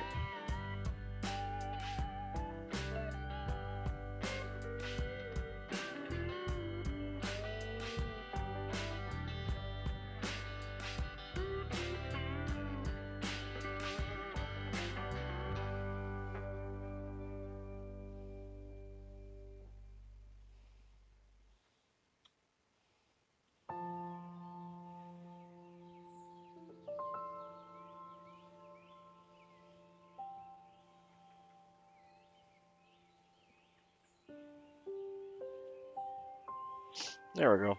We'll throw a half hitch in that just to hold the tension on it.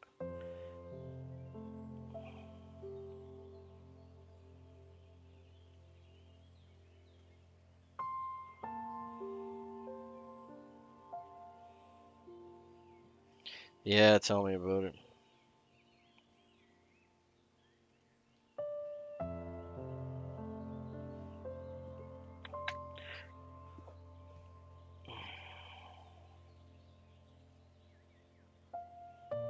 And it might just be me, but I find like the modern music just has no soul to it, like at all, like not even a little bit.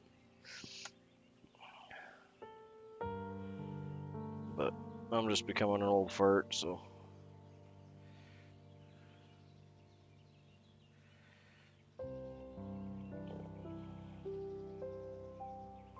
Especially with everything being so. Well, digitization isn't really a bad thing necessarily, but um, seems to just take all the human aspect out of it.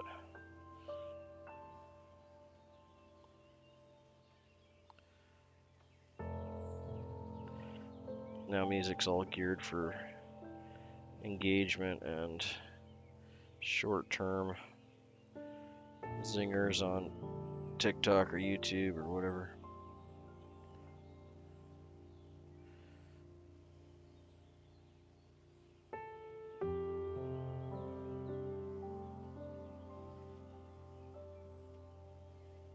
At least it feels that way.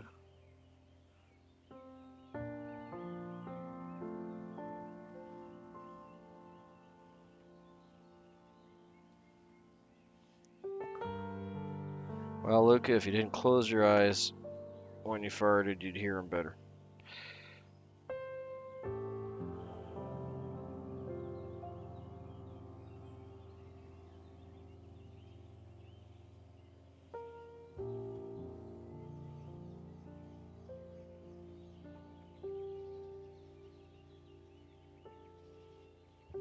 Yeah, I kind of mucked that last one up there, didn't I? Ooh, dang it.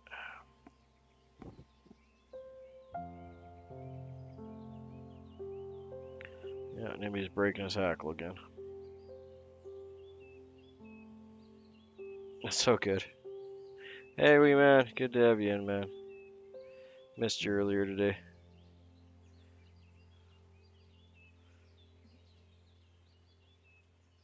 No, it's all good. it's all good. Yeah.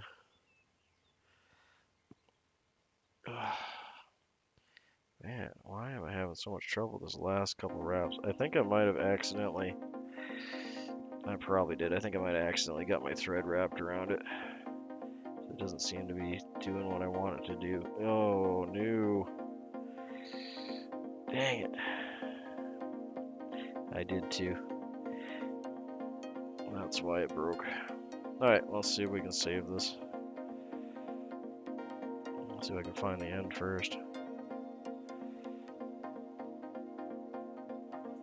I don't see where you are, sir.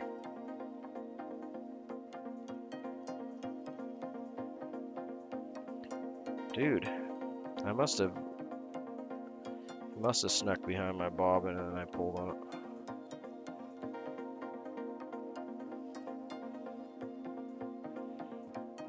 At least you got out. It's gonna be a while before my ice is off.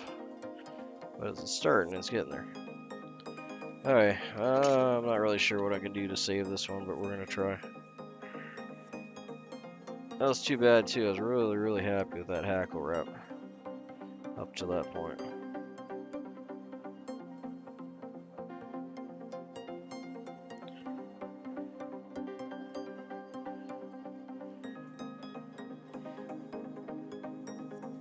Yeah, even if it's like just a nice day out, I mean, who cares if you get anything? The first couple days is just enjoyable, just get out. Right?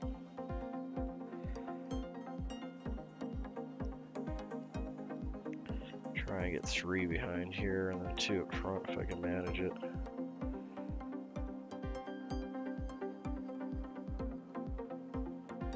Nope, hold on.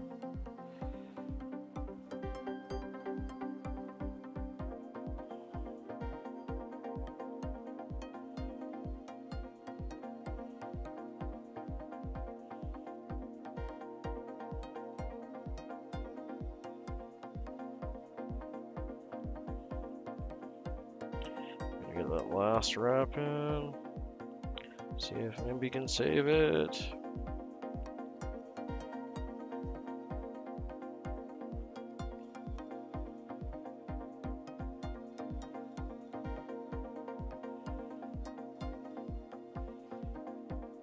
That's awesome.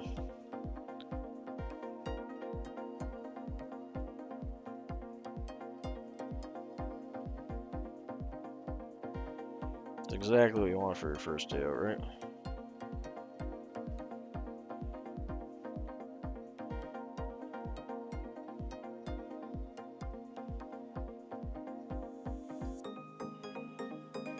Well, it wasn't as pretty as the first wrap, but it'll do. Yeah, we got it. We're good.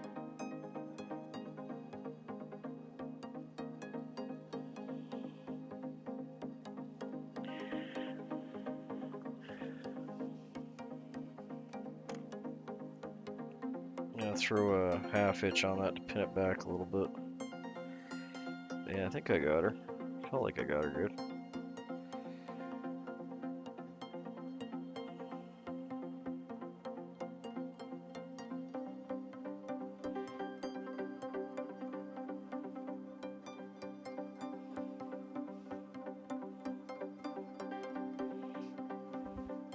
Did I like not cut the hackle? What's with all this hanging down? I'm sure I cut the hackle. Did I?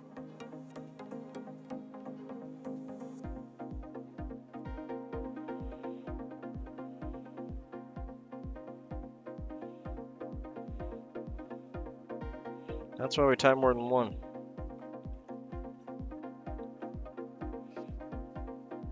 Or in my case, more than 10. Okay, well, I don't really know what happened there. That hackle threw me for a loop, but whatever, it's done. Let's tie that off. Stay. Behave yourself.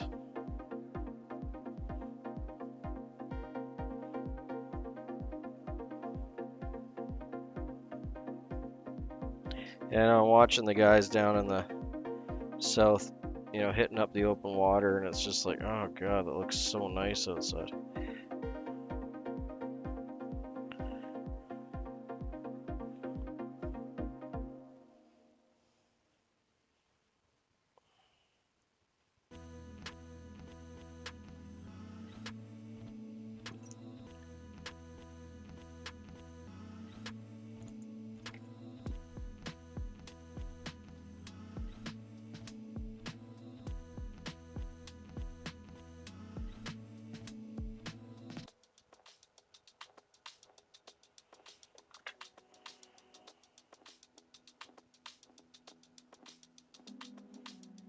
At least you made an even half dozen.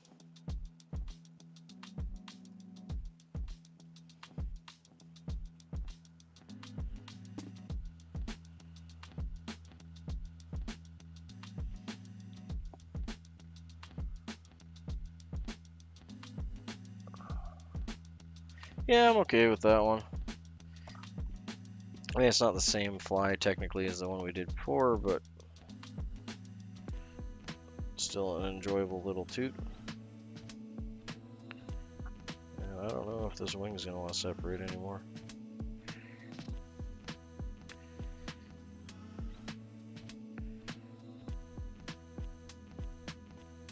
Probably not.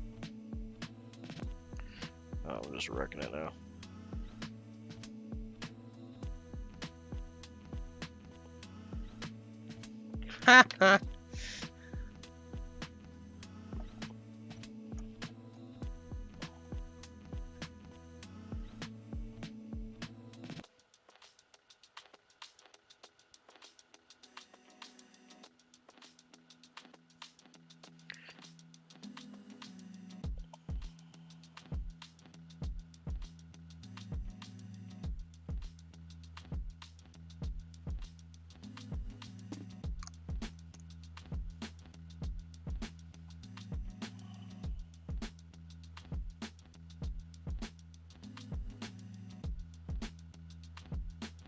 Alright, yeah, he's done.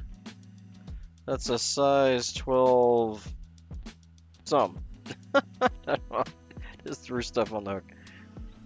Call it a Canadian attack cobra goose fly.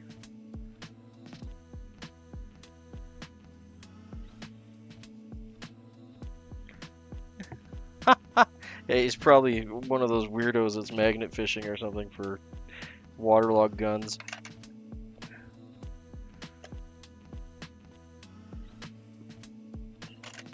Alright, gonna do my little spin and spiel for this guy. I don't even know what to call this one. I'm just gonna probably call it a Canadian dryfly. It's not even a nymph, I want to say nymph. We'll just call it a dryfly. Keep it simple.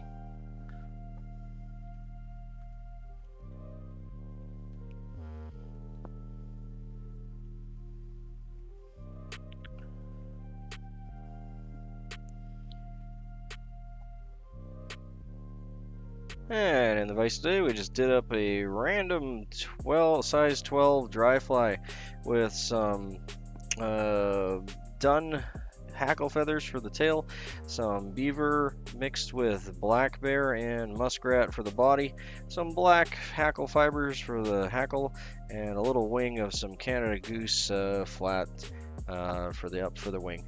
Wonderful little fly. Not really sure what to call it. We'll call it the Canadian Goose Attack Cobra Super Awesome Exterminator Pattern. Perfect. Add a couple to your box.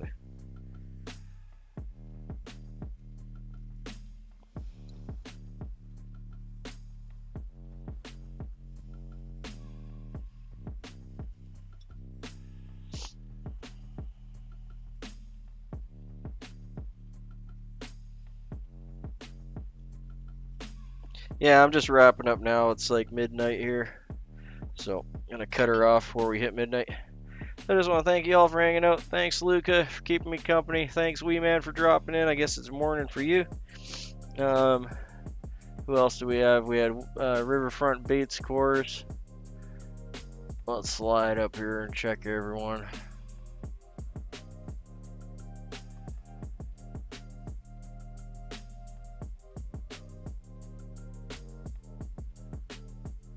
Who am I? Oh, David, right? Sorry, forgot David. We had show flies in. Pacific Northwest Outdoors. And a couple new subscribers today. So, fun little stream. Thanks everyone for hanging out with me. Thoroughly appreciate having everyone here. Have a good night. We'll see you.